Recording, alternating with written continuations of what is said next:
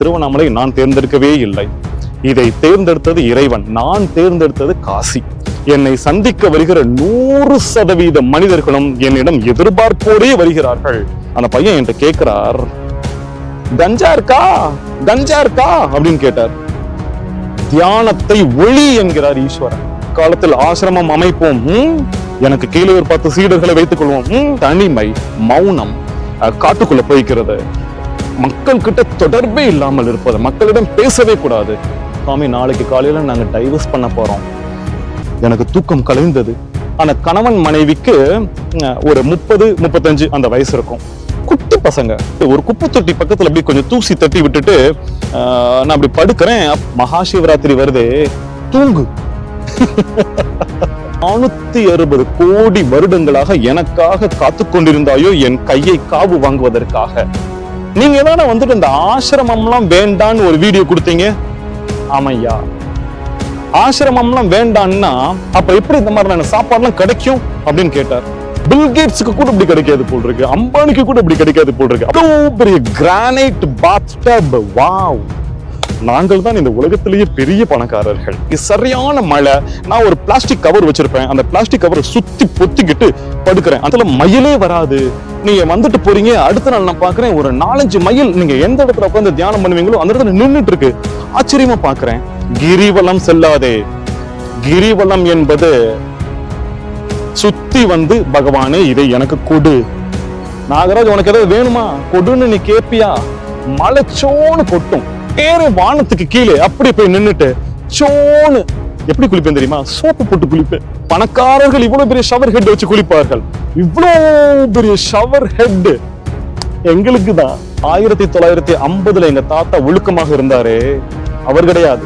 2024 ஒரு பையன் ஒழுக்கமா இருக்கான் தெரியுமா? அவருக்கு சமமாக அவன் தான் பெரியவன். ஏன் தெரியுமா? கஞ்சா தெருவுக்கு தெருவு கிடைக்கிறது. எல்லா போதைப் பொருட்கள். பெண்களிடம் என்ன வேண்டுமானாலும் செய்ய முடியும். ஒரு பெண்ணிடம் காமம் செய்வது கூட எவ்வளவு ஈஸியாக கிடைக்கிறது. எல்லாமே கிடைக்கும் பொழுது ஒருவன் ஒழுக்கமாக இருக்கிறான் என்றால் அவனைத்தானே வந்துட்டு மேலான ஆளாக சொல்ல வேண்டும். இந்த ஒரு விஷயத்தையும் தொடங்குவது மிக மிக சுலபம். ஒரு பொண்ணு கிட்ட போயிட்டு ஐ லவ் யூ ரொம்ப easy. I too love you டா அப்படின்னு அந்த பொண்ணு சொல்லி உங்களுடைய காதலை நீங்க ஸ்டார்ட் பண்றீங்களே, ரொம்ப ஈஸி, ரொம்ப ரொம்ப ஈஸி. தொடங்கி விட்டீர்கள். 40 வருடங்களாக இந்த பெண்ணை நான் காதலித்துக் கொண்டிருக்கிறேன். தொடருங்கள் பார்ப்போம். ஒரு ஆளை சொல்லுங்க பார்ப்போம். அனைத்திலும் மேலான ஆன்மாவை வணங்கி மகிழ்கிறேன். அனைத்து நல்லுள்ளங்களுக்கும் வணக்கம். என் துறவற அனுபவங்கள் அப்படிங்கிற தலைப்புல பேசுவதற்காக அமர்ந்திருக்கிறேன். இந்த தலைப்பில் பேச வேண்டும் என்று வெகு காலமாக என் மனதிலே 2021 வருடம் தொட்டு இந்த நொடி வரைக்கும் துறவரத்திலே நடந்த நிகழ்வுகளை பற்றி மக்களிடம் பகிர்ந்து கொள்ள வேண்டும். இந்த துறவரம் எப்படி சென்று கொண்டிருக்கிறது, இதில் கடவுள் எப்படி செய்து கொண்டிருக்கிறார் என்பதை பற்றி மக்களிடம் பேச வேண்டும் என்று பல காலமாக நினைத்து கொண்டிருந்தேன். இதோ அதற்கான வாய்ப்பு வந்துவிட்டது. நேரடியாக பதிவிற்குள் செல்வோம்.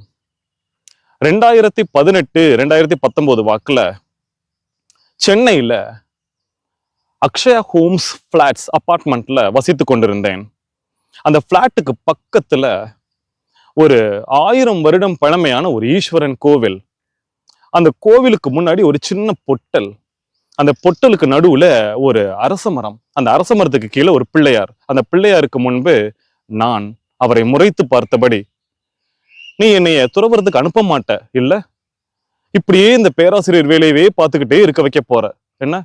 இந்த லட்சக்கணக்கான சம்பளத்தை வாங்கி வச்சுக்கிட்டு, இந்த மனிதர்களோட சண்டை போட்டுக்கிட்டு, இந்த பணத்தோடையே கட்டி உருண்டுகிட்டு, இந்த பிளாட்ல இருந்துகிட்டு இப்படியே நீ இருக்க வைக்க போற இல்ல, துறவரத்துக்கு நீ அனுப்ப வைக்கவே போறதில்லை, இப்படியே இரு, சந்தோஷமா இரு என்று ஒவ்வொரு நாளும் மட்டுமல்ல, எப்பொழுதெல்லாம் கீழே ஒரு பால் பாக்கெட் வாங்குறதுக்கு இறங்கினாலும் சரி, ஒரு காப்பி பொடி வாங்குறதுக்கு இறங்கினாலும் சரி, ஒவ்வொரு முறையும் அந்த பிள்ளையாரை பார்த்து திட்டிக் கொண்டே இருப்பது ஒரு நாளைக்கு 10 முறையாவது என் வழக்கம். அப்படியே கண்ணை மூடிக்கிட்டு 2021 ஆகஸ்ட் மாதம் 8ஆம் தேதி அதிகாலை 5:30 மணி எல்லா வேலைகளையும் முடித்துவிட்டு அதே பிள்ளையார் முன்பு நாகராஜ், கண்களில் சன்னமாக கண்ணீர், அந்த பிள்ளையாரை பார்த்து காவி உடை, ஷோல்டர் பேக் அதை மட்டும் மாட்டிக்கிட்டு அப்படியே திருவண்ணாமலைக்கு கிளம்பி வந்துட்டு இருக்கிற அந்த நேரத்திலே கடைசியாக அந்த பிள்ளையார் முன்பு சின்னதாக கண்ணீரோடு செஞ்சிட்டியே, எவ்வளவோ திட்டிட்டு இருந்தேன், கல்லாக அமைதியாக இருந்து கொண்டே அற்புதமாக செஞ்சிட்டியே, இதோ கிளம்பி கொண்டிருக்கிறேன். நான் உன்னை ரொம்ப மிஸ் பண்ணுவேன்ல, உன்னை விட்டு நான் எப்படி இருக்க போறேன், எனக்கு திட்டுறதுக்காவது ஒரு ஆள் வேணுமே. ஒண்ணு பண்ணலாம், நீ என் கூடயே வந்துரு, நீ இங்கே இரு, பட் திருவண்ணாமலைக்கு வந்துட்டு வந்துரு என் கூட.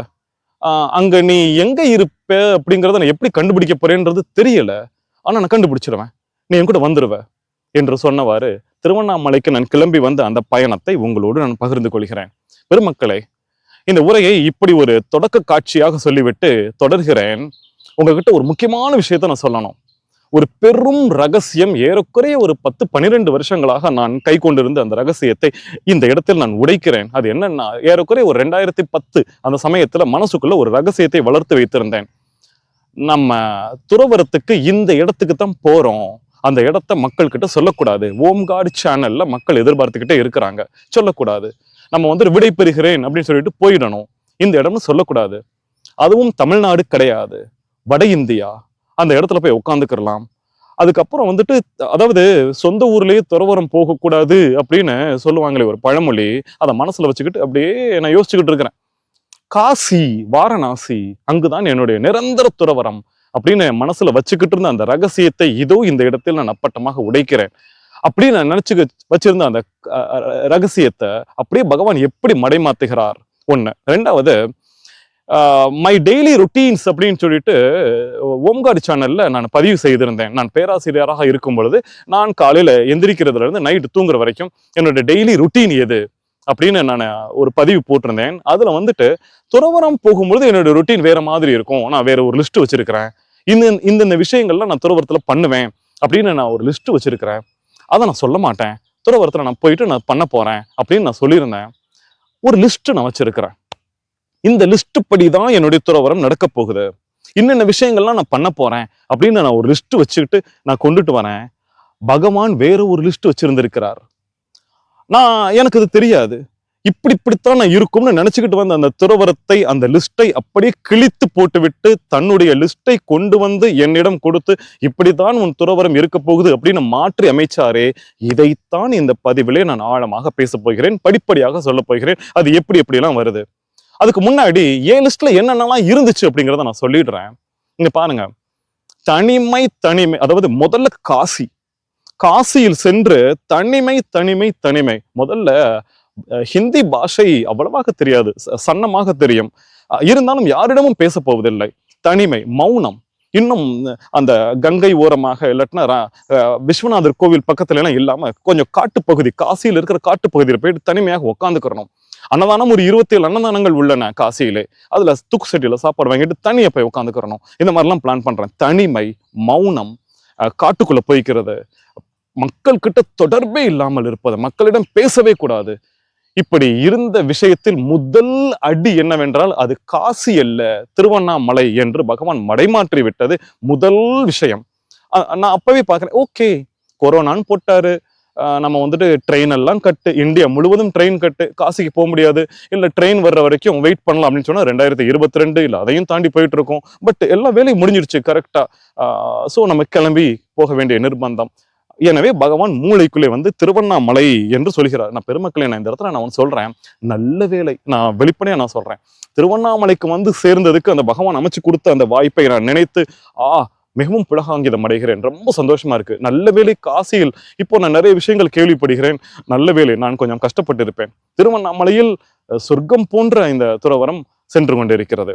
அப்போ மொதல் விஷயத்த பகவான் வந்துட்டு கிழிச்சு போடுறார், அது காசி கிடையாது, திருவண்ணாமலை அப்படின்னு சொல்லிட்டு.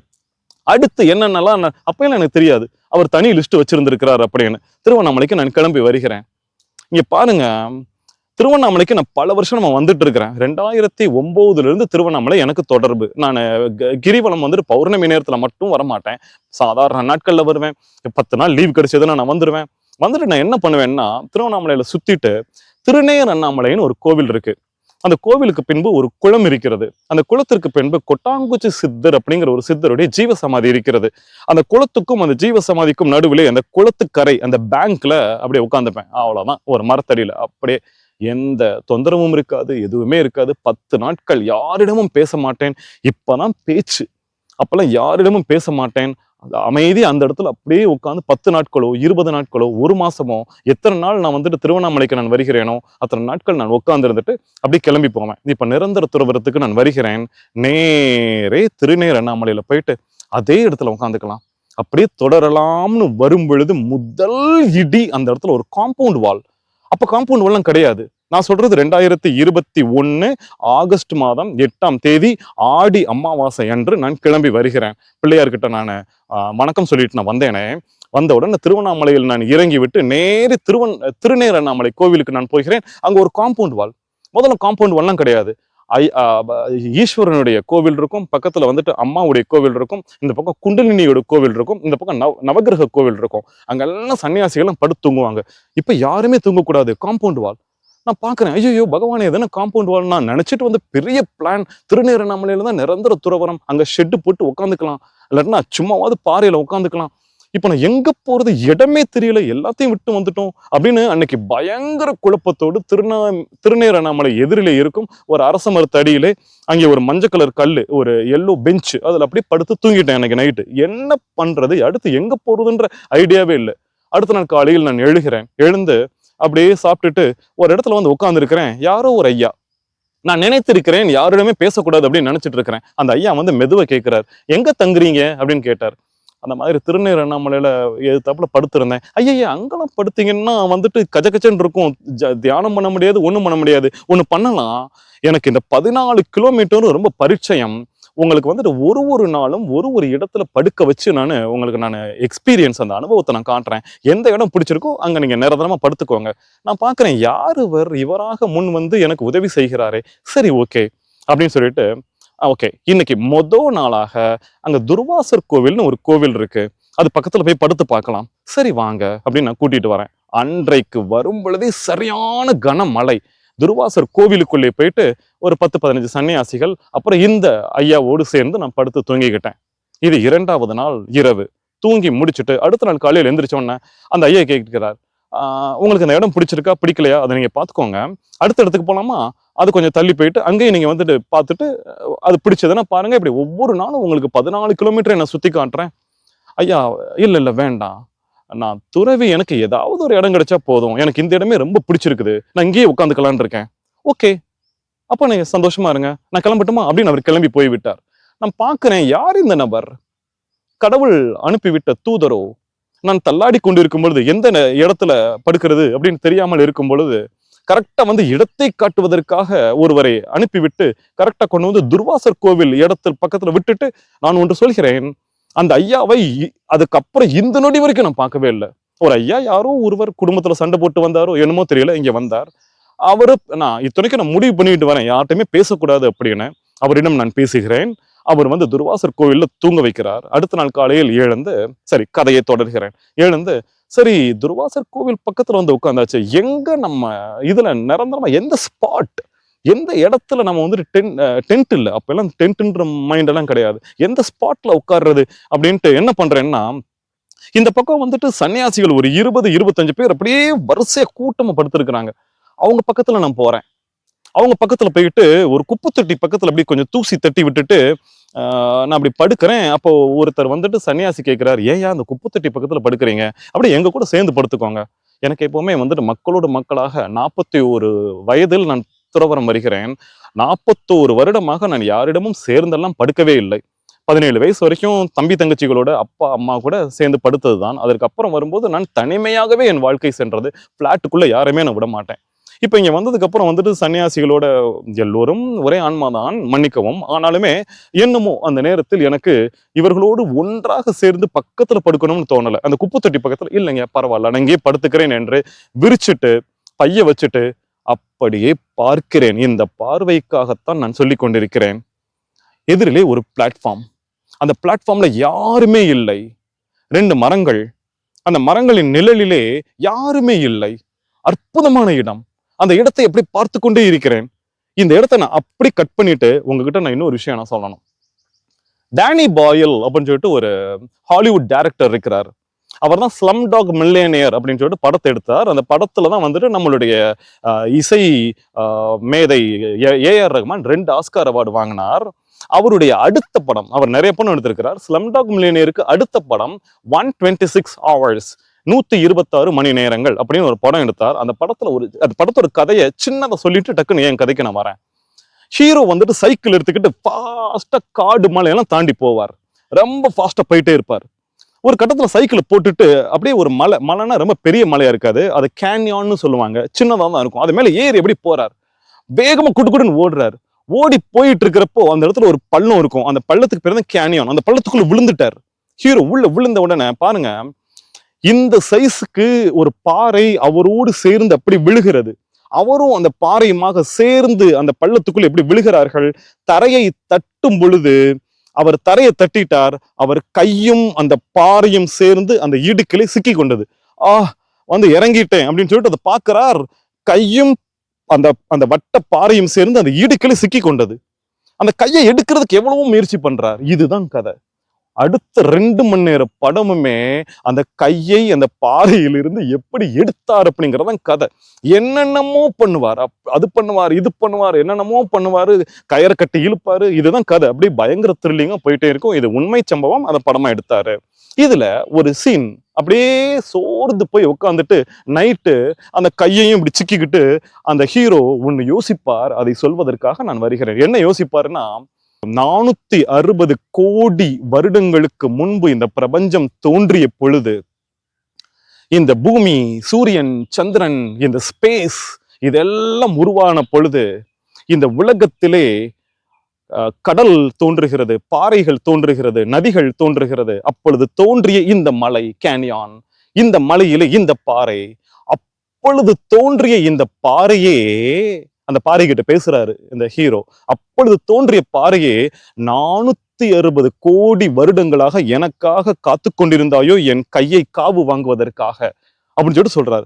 இதற்காக 460 வருடங்களாக இந்த இடத்திலே இவன் வருவான், இவன் கையை இப்படி சிக்கு வச்சுக்கிட்டு ஒரு வழி பண்ணிடுவோன்னு எனக்காக காத்து கொண்டிருந்தாயோன்னு அந்த டயலாக் ஒண்ணு சொல்லுவாரு. எனக்கு என்னடா இந்த டயலாக், வாவ் அப்படின்னு அந்த படத்துல எனக்கு பிடிச்ச டயலாக். அதுக்கப்புறம் கையை வெட்டிட்டு அதுல இருந்து தப்பிச்சு வருவார். இப்படியாக படம் முடியும். என்னுடைய கதைக்கு நான் வருகிறேன். நான் தூங்குறதுக்கு இந்த குப்பை தட்டி பக்கத்துல விரிச்சிட்டு அப்படியே எதிரில் இருக்கிற பிளாட்ஃபார்மை நான் பாக்குறேன். பிளாட்ஃபார்ம்ல யாருமே இல்லை. அப்படியே 2 மரம், அந்த மரத்துக்கு கீழே நிழல், யாருமே இல்லை. நான் பாக்குறேன், ஏன் இந்த மரத்து நிழலில் யாருமே இல்லை?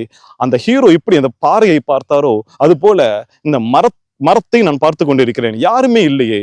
சரி, நம்ம ஒண்ணு பண்ணலாம், பேக் பண்ணிட்டு அந்த மரத்துக்கிட்ட போலாம்னு சொல்லிட்டு அந்த மரத்துக்கிட்ட நான் வர்றேன். ஒருவேளை வரக்கூடாதோ, இங்க யாரும் இருக்கக்கூடாதோ, சட்டம் போட்டிருக்காங்களோ, சரி நம்ம உட்காந்து பார்க்கலாம், யாராவது திட்டினாங்கன்னா கிளம்பி போயிடலாம்னு சொல்லிட்டு மெதுவாக ஒரு ஷீட் விரிச்சு நான் உட்காடுறேன். உட்கார்ந்த உடனே யாருமே ஒன்றும் சொல்லலை. அன்னைக்கு நைட் ஆயிடுச்சு. நல்லா அழகா தூங்கிட்டேன். நான் நினைத்தது போல் என் அருகில் யாருமே இல்லை, யாருமே இல்லை. மிக தனிமையாக அழகாக அமர்ந்து நைட்டு தூங்கிட்டு காலையில எந்திரிக்கும் போது அந்த 2 மரங்களையும் நான் பார்க்கிறேன். அப்பொழுது என் மனதில் என்ன தோன்றியது தெரியுமா?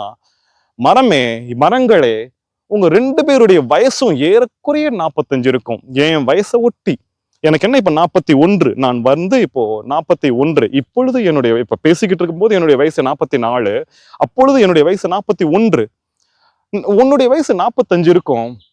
விதையாக விழுந்து சின்ன கன்றாக வந்து அப்படி முளைத்து செடியாக வளர்ந்து இவ்வளவு பெரிய மரமாக குடையாக விரிந்து நிழலாக வந்து எனக்காக 45 வருடங்கள் இந்த இடத்தில் காத்து கொண்டிருந்தாயோ மரமே அப்படின்னு என் மனதில் தோன்றியது. யாருமே இல்லையே, யாரையும் வரவிடாமல் அப்படியே பார்த்து கொண்டு, இந்த இடத்தில் இவன் மட்டும் வர வேண்டும், இந்த இடத்தில் இவன் சன்னியாசம் செய்ய வேண்டும். நானும் பார்த்துக்கிட்டு இருக்கிறேன். இப்போ 2.5 வருஷம் ஆயிப்போச்சு. இதையும் நான் பகிர்ந்துக்கிறேன். யார் யாரெல்லாம் அருகில் வருகிறார்களோ அவர்களையெல்லாம் பிரபஞ்சம் ஒரு மாதிரி கட் பண்ணி அனுப்பிச்சு விடுது. நோ, இவனுக்கு தனிமை தாருங்கள், இவனுக்கு தனிமை தாருங்கள், இவன் அருகில் யாரும் செட்டில் ஆகிடக்கூடாது என்று சென்று கொண்டிருக்கிற இந்த அனுபவத்தையும் பார்க்கிறேன். அந்த மரங்களுக்கு இடையிலே நான் வந்து சேர்ந்த அந்த விஷயத்தை பார்க்கிறேன். ஓஹோ ஈஸ்வரா, நீ இதெல்லாம் ப்ரிப்பேர் பண்ணி வச்சிருக்கியோ, அழகான செட்டப், என்ன நீ ஒரு தனி லிஸ்ட் போட்டிருக்கியோ. அப்பெல்லாம் நான் உண்மையிலே உணரவில்லை ஈஸ்வரன் இன்னும் என்னென்னலாம் பண்ணார் அப்படிங்கறத நான் சொல்ல போறது, நீங்க பாருங்க. சரியா? சோ நான் வந்து ஒரு இடத்துல உட்கார்ந்த உடனே முதல்ல நான் பாக்குறது என்ன தெரியுமா? எந்த இடத்துல டாய்லெட் போலாம், குடிக்கிற தண்ணி எங்க நல்லா கிடைக்கும், எங்க பிரஷ் பண்றது, அடிக்கடி வந்துட்டு யூரின் போகணும்னா எங்க போய் போறது, இதெல்லாம் ஒரு ரவுண்டு நான் பார்ப்பேன். எல்லாம் இந்த துர்வாசர் கோவில் அருகிலே அற்புதமாக அமைந்து விட்டது. சரி, குளிக்கிறதுக்கு எங்க போகலாம் என்று நான் பார்க்கிறேன். பகவான் எனக்கு அமைத்து கொடுத்த இடத்தை இந்த இடத்தில் நான் உங்களிடம் பகிர்ந்து கொள்ள விரும்புகிறேன். குளிப்பதற்கு நான் செல்கிற இடம் எங்க தெரியுமா? நான் தங்கி இருக்கிற அந்த 2 மரங்களுக்கு தாண்டி ஒரு 5 கிலோமீட்டர் தள்ளி அடியண்ணாமலை அப்படின்னு ஒரு இடம் இருக்குது. ஏறக்குறைய ஒரு 4 கிலோமீட்டர் வரும்னு வச்சுக்கோங்களேன். அதாவது கிரிவல பாதையில 4 கிலோமீட்டர் போயிட்டு அங்கிருந்து இந்த பக்கம் ஒரு 1.5 கிலோமீட்டர் காட்டுக்குள்ளே சென்று அந்த இடத்திலே அது கிரானைட் மலைன்னு நான் நினைக்கிறேன். ஏன்னா நானும் என் நண்பர்கள் ஒரு சிலர் என்னை அழைச்சிட்டு போய் காமிச்சேன். அவங்க தொட்டு பார்த்துட்டு அது கிரானைட் மலைன்னு சொன்னாங்க. அரசாங்கம் அதை குவாரி பண்ணிக்கிட்டு இருக்குது. அதை குடஞ்சு எடுத்துட்டு இருக்கிறாங்க. அப்படி குடஞ்சு சம்மர்ல பூரா எடுப்பாங்க. வின்டர்ல மழை பெஞ்சிரும். அந்த ஓட்டை பூரா குளமாயிடும். உடனே குளமானவொன்னு அவங்களால குடைய முடியாது. அடுத்த இடத்துல போயிட்டு குடைய ஆரம்பிச்சிருவாங்க. அந்த இடத்துல குடைவாங்க. அந்த வருஷம் பூரா அந்த இடத்துல குடைஞ்சு முடிச்ச உடனே அந்த வருஷத்துல பெய்யற மழையில அந்த இடத்துல குளமாயிடும். இந்த மாதிரி ஒரு 10 குளம் அந்த இடத்துல அந்த கிரானைட் மலையிலேயே அமைஞ்சு போச்சு. சன்னியாசிகளுக்கு ரொம்ப வசதி ஆகி போச்சு. ஓ, இங்க பாருங்க, மண்ணிலே வந்து மழை பெஞ்சு அந்த இடத்துல குளமாகி மண் குளம் அப்படிங்கிறது வேற. கிரானைட், அதாவது ஒரு கப்பு கிரானைட் கப்புல ஒரு ஆர்ஓ வாட்டர் இருந்தா எப்படி இருக்கும்? பில்கேட்ஸுக்கு கூட இப்படி கிடைக்காது போல் இருக்கு. அம்பானிக்கு கூட இப்படி கிடைக்காது போல் இருக்கு. அப்படியே கிடைச்சாலும் ஒரு பாத் டப் என்ன மிஞ்சி போனா ஒரு 2.5 மீட்டர் அவ்வளவுதான் இருக்கும். இவ்வளவு பெரிய கிரானைட் பாத் டப். வாவ், நாங்கள் தான் இந்த உலகத்திலேயே பெரிய பணக்காரர்கள். எத்தனை மணிக்கு போய் குளிப்பேன் அப்படிங்கிறது அந்த இடத்துல விசேஷமானது. எத்தனை மணிக்கு தெரியுமா போய் குளிப்பேன்? விடிக்காலையில் 3 மணிக்கு எழுவேன். நானு டெய்லி குளிக்க போவது அல்ல. ஏன்னா நான் வந்து எனக்கு அந்த உடல் அழுக்கு, நான் இன்னும் குளிக்கிறது அப்படிங்கிறது கூட வந்துட்டு இன்னும் சோப்பு போட்டு குளித்து கொண்டிருக்கிறேன். அதெல்லாம் எப்பொழுது இயற்கையாக செல்லும் அப்படிங்கிறத பார்க்கலாம். குளிப்பதற்கு நான் அந்த இடத்தில் அந்த குளத்தில் போய் நான் குளிப்பதற்கு 3 நாட்களுக்கு ஒரு முறை தான் செல்வேன். மற்ற நாட்கள் எல்லாம் இங்க பக்கத்துல இல்ல, யாராவது தண்ணி கொடுத்தாங்கன்னா கூட குழாயில இருக்கிற தண்ணியை வச்சுட்டு அப்படியே கொஞ்சம் காக்கா குளியல் மாதிரி செஞ்சுட்டு அந்த 3 நாட்களுக்கு ஒரு முறை நான் அந்த இடத்தில் போய் குளிக்கும் பொழுது எப்போ போவேன் தெரியுமா? விடிக்காலையில 3 மணிக்கு எந்திரிப்பேன். 3க்குள்ள வந்துட்டு காலை கடன்கள்லாம் முடிச்சுட்டு பல்லெல்லாம் விளக்கிட்டு பையில சோப்பு டப்பா அப்புறம் வேற என்னென்ன வேணுமோ அதெல்லாம் எடுத்துக்கிட்டு இங்கிருந்து தூக்கு சட்டி. ஏன்னா வரும்போதே வந்துட்டு இட்லி வாங்கி அந்த இடத்துல சாப்பிட்றதுக்கு தூக்கு சட்டி வேணும். எடுத்துக்கிட்டு நடப்பேன். வேகமாக நடப்பேன். 1 மணி நேரத்துல 3/4 மணி நேரத்துல நான் போய் சேர்ந்துருவேன். அதுல 4:15 அந்த குளத்துக்கே போய் சேர்ந்துருவேன். இங்க பாருங்க, இங்கிருந்து நான் அந்த 2 மரங்கள் நான் தங்கி இருக்கிறேனே, அங்கிருந்து ஒரு 4 கிலோமீட்டர் அடியண்ணாமலை, அங்கே ஒரு ஆர்ச் ஒன்று இருக்கும். அதாவது அது வரைக்கும் 3:45 4 அந்த சமயத்துல அந்த கிரிவல பாதையில அந்த டியூப் லைட்டு அவ்வளவு வெளிச்சமா இருக்கும். இந்த பக்கம் வளைஞ்சு 1 கிலோமீட்டர் உள்ள போவேன் தெரியுமா? 10 அடி எடுத்து வச்ச உடனே கருங்கும் இருட்டு, சரியான இருட்டு. அதற்குள்ளே அப்படியே நடந்து போவேன். 3/4 கிலோமீட்டர், ஒரு 1 கிலோமீட்டர், இன்னும் ஒரு 1/2 கிலோமீட்டர் போனா குளம் வந்துடும். அப்படிங்கிற பொழுது நான் நின்று அப்படியே சுத்தி பார்ப்பேன். இதை ஒவ்வொரு தடவையும் நான் செய்வேன். அப்படி சுத்தி பார்ப்பேன். ஒரு எறும்பு, மனுஷன் நடமாட்டம் எதுவுமே இல்லை. மணியை பார்த்தா இப்போ ஒரு 4 மணி இருக்கும். இந்த இருட்டுக்குள்ளே, அதுவும் அமாவாசை சமயம்னா பயங்கர இருட்டாக இருக்கும். பௌர்ணமி நேரத்திலே கொஞ்சம் சன்னமான நிலா வெளிச்சம் இருக்கும். அவ்வளவு இருட்டுக்குள்ளே அந்த நேரத்துல நின்று ஒரு 360 டிகிரி அப்படி சுத்தி பார்ப்பேன். பார்க்கும் பொழுது நான் நினைப்பேன், எங்கே பிறந்து எங்கே வளர்ந்து எங்கே வாழ்ந்து இன்றைக்கு இந்த நேரத்திலே நடுக்காட்டுக்குள்ளே இவ்வளவு தைரியமாக இருப்பதற்கு அந்த தைரியம் எப்படி வந்தது? அவ்வளவுதான். எவ்வளவோ நெஞ்ச நிமித்திக்கிட்டு ரவுடித்தனம் பண்ற பசங்கள்லாம் கூட அவங்களுக்கெல்லாம் இல்லாத அந்த மாவீரம். நான் உண்மையிலேயே கொஞ்சம் பயந்த சுபாவம். அப்பா வந்துட்டு என்னை பொத்தி வளர்த்தது, ரொம்ப ஸ்ட்ரிக்டா வளர்த்தது, கொஞ்சம் பயந்த சுபாவம். அந்த நேரத்திலே அந்த இருட்டுக்குள்ளே எப்படி வந்து இப்படி நான் நிற்கிறேன், இந்த தைரியம் எங்கிருந்து வந்தது என்று யோசித்து பார்க்கும் பொழுது என் மனதிலே வருகிற விடை என்ன தெரியுமா? போன பிறவியிலேயே இப்படி இருட்டுக்குள்ளே காட்டுக்குள் நடமாடி இருந்திருக்க வேண்டும் இந்த ஆன்மா. அதனால்தான் இப்போ இந்த 4 மணிக்கு காலில் செருப்பு கூட இல்லாம பாம்பு வருமா, தேள் வருமா, அது மேல மிதிச்சேன்னா கடிச்சிருமா, இல்ல பள்ளத்துல போறேன்னா கண்ணே தெரியாது, ஒரு அனுமானம், பழகிய இடம், இங்க கல் இருக்கு இங்க முள் இருக்கு தெரியும் அப்படின்னு அந்த ஃபெமிலாரிட்டி அதெல்லாம் தெரியும் அப்படின்னு சொல்லிட்டு அப்படி போய் அந்த குளத்தை அடைந்து அந்த குளத்துல குளிச்சுட்டு ஆளா குளிச்சுட்டு வரும் பொழுது 6 மணிக்கு அப்படியே புலர்ந்து இருக்கும். அந்த நேரத்துல ஒரு இட்லி வண்டி வரும். அப்படியே நெத்தியில பட்டை போட்டுட்டு அந்த தூக்கு சட்டியில 4 இட்லி வாங்கி அப்படியே ஓரமா உட்காந்து சாப்பிட்டுட்டு ஓம் நம சிவாய நமகன்னு சொல்லிட்டு வரும்பொழுது எதிரிலே மக்கள் கிரிவலம் சென்று கொண்டிருக்கிறார்கள். அவரெல்லாம் நமஸ்காரம் செய்கிறார்கள். அவர்களை பார்த்து புன்னகை செய்து நமஸ்காரம் செய்து கொண்டு திரும்பி இந்த 2 மரங்களை நோக்கி வரும்பொழுது கிடைக்கிற அந்த அனுபவம் இருக்கிறதே, பில்கேட்ஸ் ஆக இருந்தாலும் எவ்வளவு பெரிய ஆளாக இருந்தாலும் கிடைக்காது. அது கிடைத்ததற்கு ஒவ்வொரு நாளும் ஒவ்வொரு நொடியும் ஈஸ்வரனுக்கு நன்றி சொல்லிக் கொண்டே இருக்கிறேன். இந்த அனுபவத்தை உங்களிடம் நான் பகிர்ந்து கொள்கிறேன். இதை செய்து கொடுத்தது யார்? இவன் உட்கார்ந்தே இருக்கிறான், மக்கள் கிட்ட பேசிக்கிட்டே இருக்கிறான். குளிக்கிறது கூட வந்துட்டு 3 நாளைக்கு ஒரு தடவை போய்க்கோ, பட் 5 கிலோமீட்டர் தள்ளி வைப்போம். அந்த குளிக்கிற குளத்தை இங்க பக்கத்துல வச்சிருக்கலாம்ல ஈஸ்வரன். இங்கே குளிச்சு இப்படியே உட்காந்துருவான். பாடியில் எக்ஸசைஸ் இருக்காது. ஒரு 5 கிலோமீட்டர் நடந்து போயிட்டு 3 days ஒன்ஸ் 5 + 5 10 கிலோமீட்டர் வேணா வந்து ஒரு மணி நேரம் படுத்துக்கோ. அப்படி ஒரு எக்ஸசைஸையும் கொடுத்தாரு. இதெல்லாம் பிளான் பண்ணி அவரோட லிஸ்ட்ல வச்சிருந்திருக்கிறாரோ என்கிற ஒரு அனுமானத்தோடு உங்களிடம் நான் மேலும் தொடர்கிறேன். சரி, இப்படி வாழ்க்கை சென்று கொண்டே இருக்கிறது. எனக்கு ஒரு சில பேர் பழக வர்றாங்க. அதுல ஒரு பணக்கார அம்மா என்னிடம் வந்து பழகுகிறார். சுவாமி, என்ன சுவாமி மழை பெஞ்சா நீங்க அப்படியே இருக்கீங்க, எனக்கு ஒரு சின்ன ஆசை, உங்களுக்கு ஒரு சின்ன ஷீட் போட்டு கொடுக்கணும்னு ஆசை. அம்மா அதெல்லாம் பண்ணிக்கிட்டாதீங்க, தயவு செஞ்சு பண்ணிக்கிட்டாதீங்க. ஏன்னா என்னுடைய துறவரம் வந்துட்டு அப்படியே மண்ணோடு மண்ணாக இப்படியே படுத்துக்கிறணும், இப்படியே போயிடணும். நிறைய சித்தர்கள் அந்த மாதிரி இருக்கிறாங்க. அவங்க அப்படியே மண்ணில் படுத்துக்கிறவாங்க, சாக்கை போட்டு பொத்திப்பாங்க. அந்த மாதிரி நான் போகணும்னு நினைக்கிறேன். என்னை தயவு செஞ்சு அப்படி பணக்காரமா அந்த மாதிரி ஆக்கிடாதீங்க அப்படின்னு சொல்லும்போது, இல்ல சுவாமி இன்னும் காலம் இருக்கிறது, அட்லீஸ்ட் ஒரு ஷீட்டாவது போட்டுக்கோங்க அப்படின்னு சொல்லிட்டு என்ன பண்ணிட்டாங்க, கடன் அவங்களும் ஏற்பாடு பண்ணி ஒரு ஷீட் வாங்கிட்டு வந்து ப்ளூ கலர்ல போட்டுட்டாங்க. நான் சொல்றேன், அதுக்குள்ள நான் போகவே மாட்டேன். யாரு கேட்டு போட்டீங்க? நான் போகவே மாட்டேன். அங்க ஒரு பையனை நியமிச்சு அந்த பையனை அந்த இடத்துல வச்சுட்டு, தம்பி ஐயாவை எப்படியாவது நீ ஷீட்டுக்குள்ள கொண்டுட்டு வந்துரு அப்படின்னு சொல்லிட்டு நம்ம வீட்டுக்கு போயிட்டாங்க. தம்பி நீ உள்ள போய் படுத்துக்கோ, நான் இதுக்குள்ள நான் வந்து படுக்கவே மாட்டேன் என்று அந்த இடத்தில் ஓரமாக ஒரு இடத்துல நான் படுத்து தூங்கிட்டு இருக்கிறேன். அன்னைக்கு சரியான மழை. நான் ஒரு பிளாஸ்டிக் கவர் வச்சிருப்பேன். அந்த பிளாஸ்டிக் கவரை சுத்தி பொத்திக்கிட்டு படுக்கிறேன். அந்த மாதிரி நான் நிறைய நைட் படுத்திருக்கிறேன். மழை என்னை ஒன்றுமே செய்யாது. அன்னைக்கு என்ன தெரியுமா பண்ணிடுச்சு, தண்ணி உள்ள வந்துருச்சு, மண்டைக்குள்ளெல்லாம் ஏறிடுச்சு, எல்லாம் ஏறி அடுத்த நாள் காலையில நான் எந்திரிக்கிறேன், எனக்கு நீர் கோர்த்துக்குச்சு. என்னடா இப்படி துன்பம் தருகிறதே. அடுத்த நாள் அந்த பையன் என்கிட்ட கேட்கிறான், சாமி உள்ள வந்துருங்க, ஷீட்டுக்குள்ள வந்துருங்க. வரமாட்டேன், இதெல்லாம் பணக்காரத்தனமா இருக்குது, பகவான் என்னை அடிச்சிருவாரு, நான் வரவே மாட்டேன். அடுத்த நாள் 2வது நாள் நைட்டு தூங்குறேன். வெளிப்படையா அன்னைக்கு என்ன நடந்துச்சு அப்படிங்கிறத நான் சொல்றேன். நீங்க என்ன சொன்னாலும் பரவாயில்ல, இருந்தாலும் வெளிப்படை அன்னைக்கு என்ன நடந்துச்சு அப்படிங்கிறத நான் சொல்றேன். அன்னைக்கும் தம்பி நீ உள்ளே தூங்கிக்கோ, நான் வரமாட்டேன் என்று எப்பொழுதும் படுப்பது போல வெட்ட வெளியில் நான் படுக்கிறேன். நைட்டு ஒரு 1 மணி இருக்கும். ஊரே அடங்கி இருக்கிறது. சன்னியாசிகள் எல்லாம் தூங்கி கொண்டிருக்கிறார்கள். அப்பொழுது எனக்கு தூக்கத்துல ஒரு சின்ன விஷயம்னாலும் முழிப்பு வந்துடும். ஏன்னா இப்படி தொட்டா கூட முழிப்பு வந்துடும், இல்ல பக்கத்துல ஒரு சன்னமான சவுண்டு கேட்டாலும் எனக்கு முழிப்பு வந்துடும். யாரோ வந்து பைக்ல இப்படி நிக்கிற மாதிரி தெரியுது. நான் அப்படி ஷீட் இப்படி போட்டுக்கிட்டு தான் பொத்திக்கிட்டு நான் படுத்திருக்கிறேன். அன்னைக்கும் மழை முடிஞ்சிடுச்சு. நைட்டு 1 மணி இருக்கும். நான் பொத்திட்டு படுத்துட்டு இருக்கிறேன். மெதுவா திறந்து பாக்குறேன், பைக் வந்து நிக்குது. 2 பேர் உட்கார்ந்து இருக்கிறாங்க. அதுல முன்னாடி ஓட்டிட்டு இருக்கிற பையன் பைக்ல இருந்து இறங்கி என்னை நோக்கி நடந்து வந்து கொண்டிருக்கிறான். உடனே நான் ஷீட்டை திறந்துட்டு பாக்குறேன். நான் ஒரு வாட்ச் ஒண்ணு வச்சிருப்பேன். ஒரு வாட்ச் மட்டும்தான் நான் துறவரத்துல துக் சட்டி தட்டு அப்படிங்கிறப்போ இந்த வாட்ச் எனக்கு ரொம்ப முக்கியமாகப்பட்டது, நேரம் பார்ப்பதற்கு. ஏன்னா காலையில நான் 3 மணிக்கு நான் எந்திரிக்கணும்.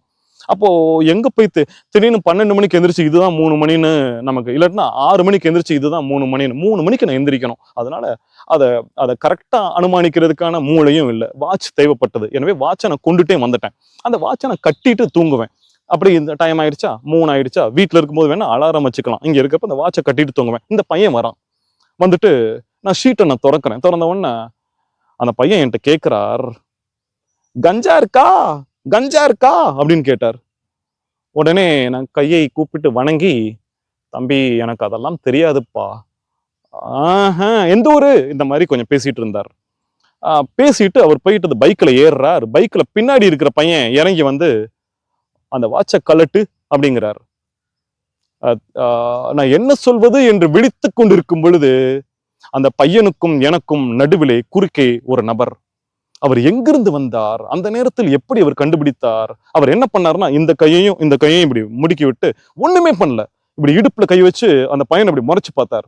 அதுக்கப்புறமும் ஒண்ணுமே பண்ணல. நேரே பின்னால் வந்து எனக்கு பின்னால் நின்று கொண்டார். ஒரு சப்போர்ட் மாதிரி நின்று கொண்டார். அந்த பையன் கெட்ட வார்த்தையில திட்டுறாரு இந்த பையனை. ஏய், நாங்கெல்லாம் உள்ளூர் சாமியாருக்கெல்லாம் நாங்க தான் சப்போர்ட், என்ன நீ வந்து தடுக்கிறதுக்கு வந்திருக்கியா, ஹெல்ப் பண்றதுக்கு வந்திருக்கியா, கொன்றுவேன் அப்படின்னு சொல்லிட்டு இருக்கப்போ அந்த பையன் வந்து இந்த பையனை பிடிச்சு இழுத்துட்டு வாடா பிரச்சனை வேணாண்டா என்று அப்படி போறாங்க. உடனே இவர் வந்துட்டு அப்படி போயிட்டாரு. இவர் யார்? இவர் எங்கிருந்து வந்தார்? ஷீட்டுக்குள்ள இருக்கும் தம்பி எழுந்து வந்து, சாமி சாமி உள்ள வந்துருங்க, உள்ள வந்துருங்க, உள்ள போய் தூங்குப்பா அப்படியே நான் படுத்துக்கொண்டேன். அடுத்த நாள் காலையில் எழுதும்போது இந்த டிஸ்கஷன். இது 2வது நாள். 3வது நாள், இன்னைக்கு நைட்டு உள்ள வந்துருங்க சாமி, உள்ள வந்துருங்க. வரவே மாட்டேன். அன்னைக்கு தூங்குறதுக்காக அந்த இடத்துக்கு நான் ஒரு எல்லோ கலர்ல ஒரு பெஞ்ச் இருக்கும், அந்த பெஞ்சில் தான் இந்த ஒவ்வொரு நாளும் படுக்கிறேன். நான் இந்த கஞ்சா, அதுக்கு முன்னாடி தண்ணி மண்டைக்குள்ள வந்துச்சுன்னு சொன்னேன், இதெல்லாம் அந்த எல்லோ பெஞ்சில் தான் நடந்துட்டு இருக்குது. அடுத்து 3வது நாள் போயிட்டு அந்த படுக்கிறதுக்கு நான் போறேன். அந்த கல்லுல, அந்த எல்லோ பெஞ்சில் வந்து தேன் கூடு கட்டி இருக்குது, இவ்வளவு பெருசா கட்டி இருக்குது. தம்பிக்கு வந்து பாரு, என்னப்பா இது எங்கிருந்து வந்துச்சு, எப்படி தேன் கூடு கட்டுச்சு? நேத்தெல்லாம் நான் இங்கதான் படுத்திருந்தேன், ஒவ்வொரு நாளும் படுக்கிறேன், எனக்கு பகல்ல எல்லாம் பார்த்தமே தேன் கூடு இல்ல, இது எங்க இருந்து வந்துச்சு? அந்த பையன் பாக்குறான். அந்த பையனுக்கு ஒரு சந்தோஷம். சுவாமியை பாருங்க, கூட்ட கலைக்க கூடாது, ஒழுங்கா உள்ள வந்துருங்க. உங்களுக்கு புரியலையா? பகவான் வந்துட்டு உங்களுக்கு என்ன சொல்றான்னு புரியலையா? நான் அப்படியே வர்றேன். வந்துட்டு பெட்டெல்லாம் போட்டுட்டு கடுப்புல, என்னப்பா அது இப்படி, எனக்கு இதுக்குள்ளெல்லாம் வர்றதுக்கே பிடிக்கல அப்படின்னு சொல்லிக்கிட்டு இருக்கும் பொழுதே ஏதோ ஒரு பையன் பைக்கை நிப்பாட்டிட்டு அந்த எல்லோ ஸ்டோன்ல அப்படி உட்காந்துக்கிட்டு அந்த 2 கைகளையும் அப்படி பரப்பி போடுறான். ஐயோ, அந்த பையனை குத்திட போகுது, இங்க வாடா வாடா வாடான்னு இந்த பையனை நான் கையை பிடிச்சு இழுத்துக்கிட்டு போய் பக்கத்துல அந்த பையன் கிட்ட சொல்லிடலாம், தம்பி இங்க தேன் கூடு இருக்கு கொஞ்சம். அந்த இடத்துல தேன் கூடயே காணும். தேன் கூடா எங்க இருக்கு அப்படின்னு அந்த உட்காந்த பையன் பாக்குறான். என் கூட இருக்கிற பையன் அந்த பையனும் பாக்குறான். தேன் கூடையே காணும். சுவாமி இப்பதான் 5 நிமிஷத்துக்கு முன்னாடி தேன் கூடு பார்த்தோம், எங்க இந்த தேன் கூடு? என்னடா நடக்குது? நல்ல வேளை பகவான் அந்த பையனை சாட்சியாக வைத்திருக்கிறார். அந்த பையன் விழுப்புரத்துல தான் இருக்கிறாரு. அவரோட பேரை நான் சொல்லணும்னாலும் சொல்லிடுவேன், ஐடென்டிட்டிக்காக வந்துட்டு சொல்ல வேண்டாம், சாட்சிக்காக. இல்லாட்டா நாகராஜ் பொய் சொல்றான்னு சொல்லிட்டு சொல்லிடுவேங்க. அந்த பையன் நின்று அந்த தேன்கூடை பார்த்தான். ஒரு 5 நிமிடத்துல இந்த தேன்கூடு மறைந்து போனதையும் அந்த தேன்கூடு காணும். அடுத்து உட்காந்து அந்த பையன் கேட்கிறான், நாள் உங்க தண்ணிக்குள்ள நீர் கோர்த்துக்குச்சு, மண்டையில நீர் கோர்த்துக்குச்சு, 2வது நாள் கஞ்சா பசங்க மிரட்டல், 3வது நாள் இந்த தேன்கூடு, புரியவில்லையா? பகவான் உங்களிடம் கான்டாக்ட் பண்ணி இந்த இடத்தில் நீ படுக்காதே, உள்ளே போ. அந்த பையனை அந்த ஒரு நொடி வந்துட்டு ஞானியாக பார்த்து விட்டேன். இப்படித்தான் வந்து சேரும் வார்த்தைகள். முதன் முறையாக அந்த ஷீட்டுக்குள்ளே பகவானே என்னை உள்ளே அனுப்புகிறாய் என்ற நம்பிக்கையோடு நான் உள்ளே செல்கிறேன். எப்பொழுதாவது வந்துட்டு டே இது கிடையாதுடா, நீ இன்னும் வந்துட்டு மண்ணோடு மண்ணாக போக வேண்டும் என்று தட்டி கழிப்பதாக இருந்தால் என்னை கட் பண்ணி வெளியில் அனுப்பிச்சு விட்டுரு என்று சொல்லிக்கொண்டு உள்ளே சென்றேன். அன்று தொடங்கி இன்று வரைக்கும் பல விஷயங்களுக்காக அந்த டென்ட் எனக்காக இருக்கிறது. வெளியில வந்து படுத்தாலுமே மக்கள் வந்து சுத்தி குழுமிக்கிறார்கள், தொடுகிறார்கள் இப்பொழுது. அதனால் உள்ளே டென்ட்டுக்குள்ளேயே படுக்க வேண்டிய அந்த ஆரம்பத்தை பகவான் எப்படி ஏற்படுத்தி கொடுத்தார் அப்படிங்கிறதை உங்ககிட்ட நான் பகிர்ந்துக்கிட்டு இப்படியாக வாழ்க்கை சென்று கொண்டே இருக்கிறது. ஒவ்வொருத்தரும் பழக ஆரம்பிக்கிறாங்க, நிறைய மக்கள் வர ஆரம்பிக்கிறாங்க, கொஞ்சம் கொஞ்சமாக மக்கள் வர ஆரம்பிக்கிறாங்க. நான் சொன்னேனே, என்னுடைய லிஸ்ட்ன்னு நான் ஒன்று தனியா வச்சிருந்தேன். என்ன தனிமை, 8 மணி நேர தியானம், காட்டுக்குள்ள போயிடணும், அதையும் நான் செய்து கொண்டு இருக்கிறேன். இறைவன் என்ன லிஸ்ட் வச்சிருக்கிறார் அப்படிங்கிறத எனக்கு அப்பெல்லாம் நான் புரியல. இதற்கு நடுவிலே எனக்கு ஒருவர் பழக்கமாகிறார். அவரோட பெயரை நான் சொல்லிடுறேன். நானாக அவருக்கு வைத்த பெயர் போண்டா ஐயா அப்படின்னு அவருக்கு நான் பேர் வச்சேன். அவர் யார் அப்படின்னா, ரொம்ப ரொம்ப ரொம்ப ரொம்ப எளிமையானவர். ஒரு துருப்பிடிச்ச சைக்கிள்ல வருவார். வந்துட்டு முதன் முறையாக எனக்கு போண்டா ஒன்று வாங்கி கொடுத்தார். அதுல இருந்து அவருக்கு போண்டா ஐயா அப்படின்னு நான் பேர் வச்சுட்டேன். அவர் ரொம்ப வெகுளியாக பேசுவார். அவருக்கு எந்த வேலையும் எதுவுமே கிடையாது. சும்மா ரோட்ல படுத்திருப்பார். அப்படியே படுத்திருக்கும் போது மழை பெஞ்சா எந்திரிச்சு பெட்ஷீட்டை புழிஞ்சுக்கிட்டு மறுபடியும் போத்திக்கிடுவார். அங்க இருக்கிற ஒரு பம்பு செட்ல குளிப்பார். அவர் பைய ஒண்ணு வச்சிருக்கிறார். அந்த பையில வந்துட்டு அந்த மண் விளக்கா இருக்கும், ஒரு நல்லெண்ணெய் வச்சிருப்பார், திரி வச்சிருப்பார், தீப்பெட்டி வச்சிருப்பார். நேரே வந்துட்டு திருவண்ணாமலை பெரிய கோயில்ல போயிட்டு அங்க இருக்கிற பிள்ளையாருக்கு வந்துட்டு விளக்கு போட்டுட்டு அப்படியே 108 தடவை சுத்துவார். நேரே ஒவ்வொரு நாளும் என்னுடைய இடத்துக்கு வந்துட்டு, ஏதோ அந்த பதிவு செய்வதற்கு முன்பு கூட அவர் தான் வந்து அமர்ந்திருந்தார். அவர்கிட்ட வந்துட்டு, ஐயா நாங்கள் இந்த பதிவு செய்ய போகிறோம், நீங்க பத்திரமா போயிட்டு வாங்கன்னு சொல்லிட்டு இப்ப நான் வந்திருக்கிறேன். நேரே ஒவ்வொரு நாளும் குறைஞ்சது ஒரு மணி நேரமாவது என்னிடம் வந்து உட்கார்ந்துட்டு போவார். அவரை பத்தி நான் ஏன் இந்த உரையில சொல்றேன்னா, முன்னாடி ஒரு உரையில சொல்லியிருந்தேன், என்னை சந்திக்க வருகிற 100% மனிதர்களும் என்னிடம் எதிர்பார்ப்போடே வருகிறார்கள் அப்படின்னு நான் சொல்லியிருந்தேன். எனக்கு தெரிஞ்சு எந்த விதமான எதிர்பார்ப்பும் இல்லாமல் என்னை வந்து பார்க்கிற ஒரு ஆன்மாவாக இந்த போண்டா ஐயாவை நான் பார்க்கிறேன். உண்மையிலேயே அவர் சும்மா வருவார், சாமி காப்பி வாங்கிட்டு வரட்டுமா அப்படின்னுவார். ஏயா உங்க கையில ஒண்ணுமே கிடையாது. அவர் சிரிப்பார், கக்குன்னு, ஏதோ இருக்கிறதுல நான் வாங்கிட்டு வரேன் அப்படின்ட்டு போயிட்டு காப்பி வாங்கிட்டு வருவார். அவர் வாங்கி கொடுக்கிற காஃபி, அவர் வாங்கி கொடுக்கிற போண்டா, அவர் வாங்கி கொடுப்பது எதுவாக இருந்தாலுமே ஆத்ம திருப்தியாக நான் சாப்பிடுவேன். மன்னிக்கவும், எந்த மக்கள் வாங்கி கொடுத்தாலும் நான் சாப்பிடுவேன். ஆனால் அவரிடம் எதுவுமே இல்லை. அவர் வாங்கி கொடுப்பது எனக்கு ரொம்ப பிடிக்கும். ஆனாலுமே அடிக்கடி வந்துட்டு சுவாமி, இன்னைக்கு கூட கேட்டார், சுவாமி காப்பி வாங்கிட்டு வரட்டுமா அப்படின்னு கேட்டார். வேண்டாம், எனக்கு 2024 நீங்க வாங்கி கொடுத்த காப்பி கோட்டை முடிஞ்சு போச்சு, அடுத்து 2025 வாங்கி கொடுங்க. அவர் சிரிப்பார். ஒரு நாளைக்கு 10 தடவை காப்பி குடிக்கிறான், நீங்க என்னடானா வருஷத்துக்கு ஒரு காப்பின்னு சொல்றீங்களே. அந்த நபரோடு சேர்ந்து ஒரு சாமியார் ஒருத்தரும் வருவார். ஒரு ஜடாமுடி போட்டிருப்பார், இப்படி கிராஸ் பேக் போட்டுப்பார், அப்படியே அழகு ஸ்டைல நடந்து வருவார். அந்த சாமியார்கிட்ட இருக்கிற அந்த ஆணவம் பாத்தீங்கன்னா, காப்பி குடிச்சிட்டு அப்படி நீட்டுவார். இந்த போண்டா ஐயா அந்த கப்பை வாங்கிட்டு போயிட்டு குப்பை தொட்டியில போடணும். சாப்பிட்டுட்டு அந்த வாழை இலைய இல்லாட்டினா அந்த பேப்பரை கசக்கி அப்படின்னு நீட்டுவார். போண்டா ஐயா அதை வாங்கிட்டு போயிட்டு குப்பை தொட்டியில போடணும். ஒரு நாள் நான் கேட்கிறேன், ஐயா போண்டா ஐயா, எதுக்கு அதெல்லாம் நீங்க வாங்கி போடுறீங்க, நீங்களே தூக்கி குப்பை தொட்டியில போடுங்கன்னு சொல்லி சொல்ல வேண்டியதானே. அவர் சாமி அப்படின்னு போண்டா ஐயா. ஆனால் என் மனப்படி நான் சொல்கிறேன், அந்த அந்த ஜடாமுடி வைத்திருக்கிற அந்த சாமியார் எனக்கும் ஆணவம் இருக்கிறது, எனக்கு ரொம்ப ஆணவம் இருக்கிறது. அந்த ஐயாவிற்கு ரொம்ப ஆணவம் இருப்பது போல் தோன்றுகிறது, கொஞ்சம் அரைவேக்காடாக இருப்பது போல் தோன்றுகிறது. அந்த ஐயாவிடம் நானே சொல்கிறேன், ஐயா அந்த போண்டா ஐயாவை போல் மகானை நான் பார்த்ததில்லை என்று சொல்லும் பொழுது அந்த ஜடாமுடி போட்டு அந்த சாமியாரால் ஏற்றுக்கொள்ள முடியவில்லை. யார் இவனா மகான், இவன் முட்டா பையன் மாதிரி இருக்கான், இவனை போய் மகான்னு சொல்றீங்களே அப்படின்னு சொல்லிட்டு அவரே வாக்குவாதத்துக்கு வருவார். இப்படி எல்லாம் செய்கிற அந்த நபரோடு போண்டா ஐயாவை பார்க்கும் பொழுது அப்படியே உத்து பார்த்து கொண்டே இருப்பேன். இது என்ன ஆன்மா? ஒருவேளை அவரை திட்டினால் கூட கண்டுகொள்ளாமல் போகிறார், அவரை புகழ்ந்தால் கூட கண்டுகொள்ளாமல் போகிறார். போண்டா ஐயாவை 10 பேருக்கு மத்தியில வச்சு எனக்கு நான் பார்த்ததுலேயே இவன் மகான் போல் தெரிகிறாருன்னு நான் சொன்னேன்னா அந்த புகழ்ச்சி போண்டா ஐயா மூளைக்குள்ள போக மாட்டேங்குது. போண்டா ஐயாவை யாராவது திட்டுனா அந்த இகழ்ச்சியும் அவர் மூளைக்குள்ள போக மாட்டேங்குது. அதையும் நான் பார்த்தவாறு அந்த போண்டா ஐயா அப்படிங்கிற அந்த கேரக்டரை கொஞ்சம் உற்று நோக்கி பார்க்கிறேன். இப்படியே இந்த கதை சென்று கொண்டே இருக்கிறது. ஒரு நாள் ஒரு சேனல் ஒண்ணு வருது. சுவாமி நீங்க தானே நாகராஜ் சுவாமி அப்படின்னு. ஐயோ கண்டுபிடிச்சிட்டாங்களா?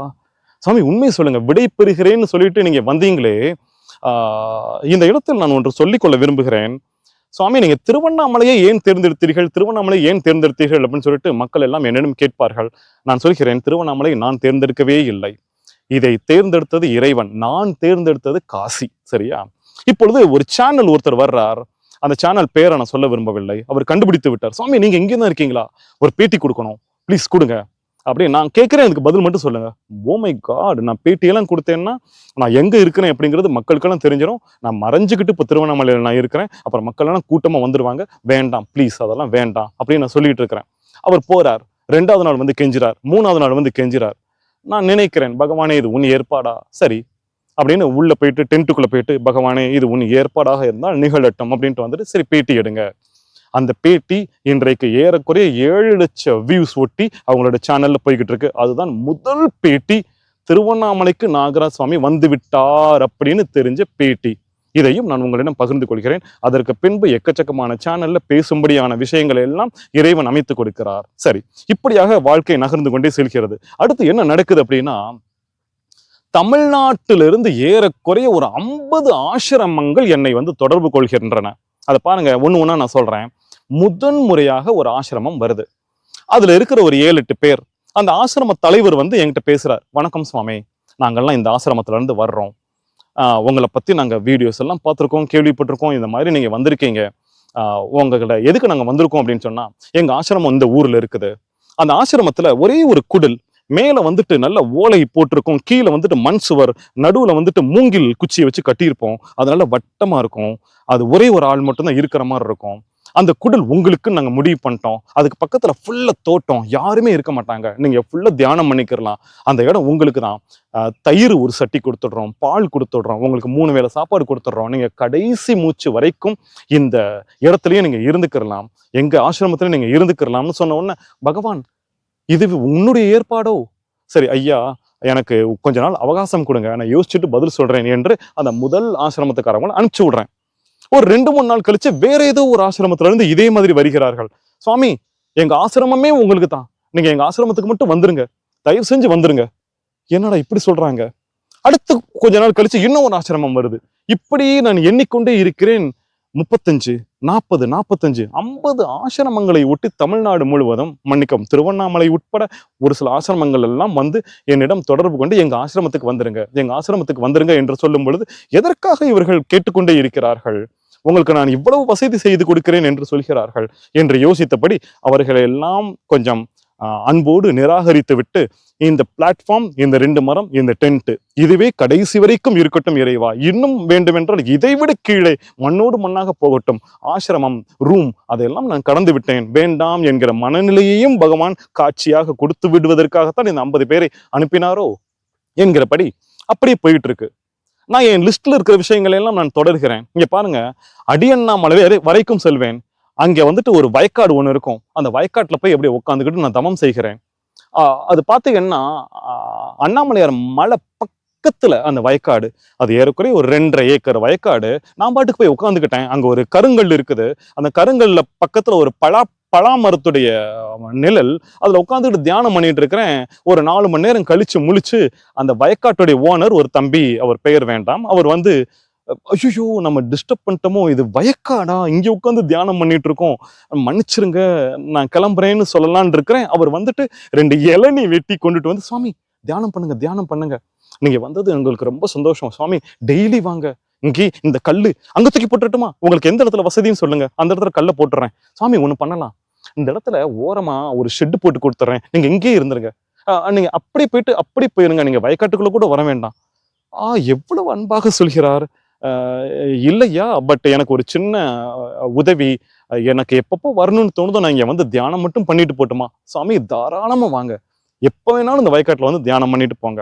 அது தொட்டு தொடர்ந்து அந்த வயக்காட்டில் தியானம் பண்ண போனேன். அவர் என்னென்னமோ சொன்னார், அதெல்லாம் உங்ககிட்ட நான் பகிர்றேன். சுவாமி இந்த இடத்துல மயிலே வராது, நீங்க வந்துட்டு போறீங்க, அடுத்த நாள் நான் பாக்குறேன் ஒரு 4-5 மயில் நீங்க எந்த இடத்துல உட்காந்து தியானம் பண்ணுவீங்களோ அந்த இடத்துல நின்றுட்டு இருக்கு, ஆச்சரியமா பாக்குறேன். அப்புறம் அந்த பலாமரம் வந்துட்டு இத்தனை வருஷம் வந்துட்டு காயே காய்க்கல, இப்ப பாருங்களேன் இந்த பிஞ்சு பிஞ்சு பாருங்களேன், ஆமாம் பிஞ்சு வருகிறது, ஐயோ இதுக்கும் எனக்கும் சம்பந்தமே இல்லை என்று இப்படியாக நான் என்னோட டென்ட்ல இருந்து ஓடி ஓடி ஒளிந்து கொண்டே இருக்கிறேன். வீடியோஸ் வந்துட்டு போயிடுச்சு, மக்களுக்கு தெரிந்து விட்டது திருவண்ணாமலையில் நான் இருக்கிறேன் என்று. என்னை பார்ப்பதற்கு வருகிறார்கள், அந்த இடத்துல நான் இல்ல, நான் ஓடி ஓடி ஒளிகிறேன். இப்படியாக துறவரம் சென்று கொண்டே இருக்கிறது. நைட் தூங்குவதற்கு மட்டும் டென்ட்டுக்கு வருவது, காலையில் எழுந்தவுடன் தூக்கு சட்டியில இட்லியோ சாப்பாடோ ஏதோ ஒன்று ஃபில் பண்ணிட்டு நேர காட்டுக்குள்ள போயிடுறது, இல்லாட்டி அந்த வயக்காட்டுக்கு போயிடுறது, பகல் முழுவதும் வருவதில்லை. சாயந்தரம் 6 மணிக்கான அந்த டென்ட்டுக்கு வந்து தூங்குறது. இப்ப என்ன நடத்துறாரு தெரியுமா பகவான், நைட் 6 மணிக்கு வந்து டென்ட்ல தூங்கும்போது 9 மணி 10 மணி 11 12 1 2 இந்நேரம்னு கிடையாது, வந்துட்டு சுவாமி டென்ட்டுக்குள்ள மண்டையை விட்டு, நாங்க சேலத்துல இருந்து வந்திருக்கோம், நாகராஜ் சுவாமி உங்க ஆசீர்வாதம் ப்ளீஸ் சுவாமி. ஐயா மணி என்னையா, அவரை பார்த்தா அவ்வளவு நம்ம அப்பா மாதிரி ஒரு 70-80 வயசு ஐயா, நல்ல வெள்ளை சட்டை வெள்ளை வேஷ்டி பட்டை போட்டு அழகா, அந்த அம்மா பார்த்தா அப்படியே வணங்கணும் போல. ஏமா உங்க பிள்ளை மாதிரி நான் தூங்கிட்டு இருக்கேன், உங்க பிள்ளைய நீங்க எழுப்புவீங்களா?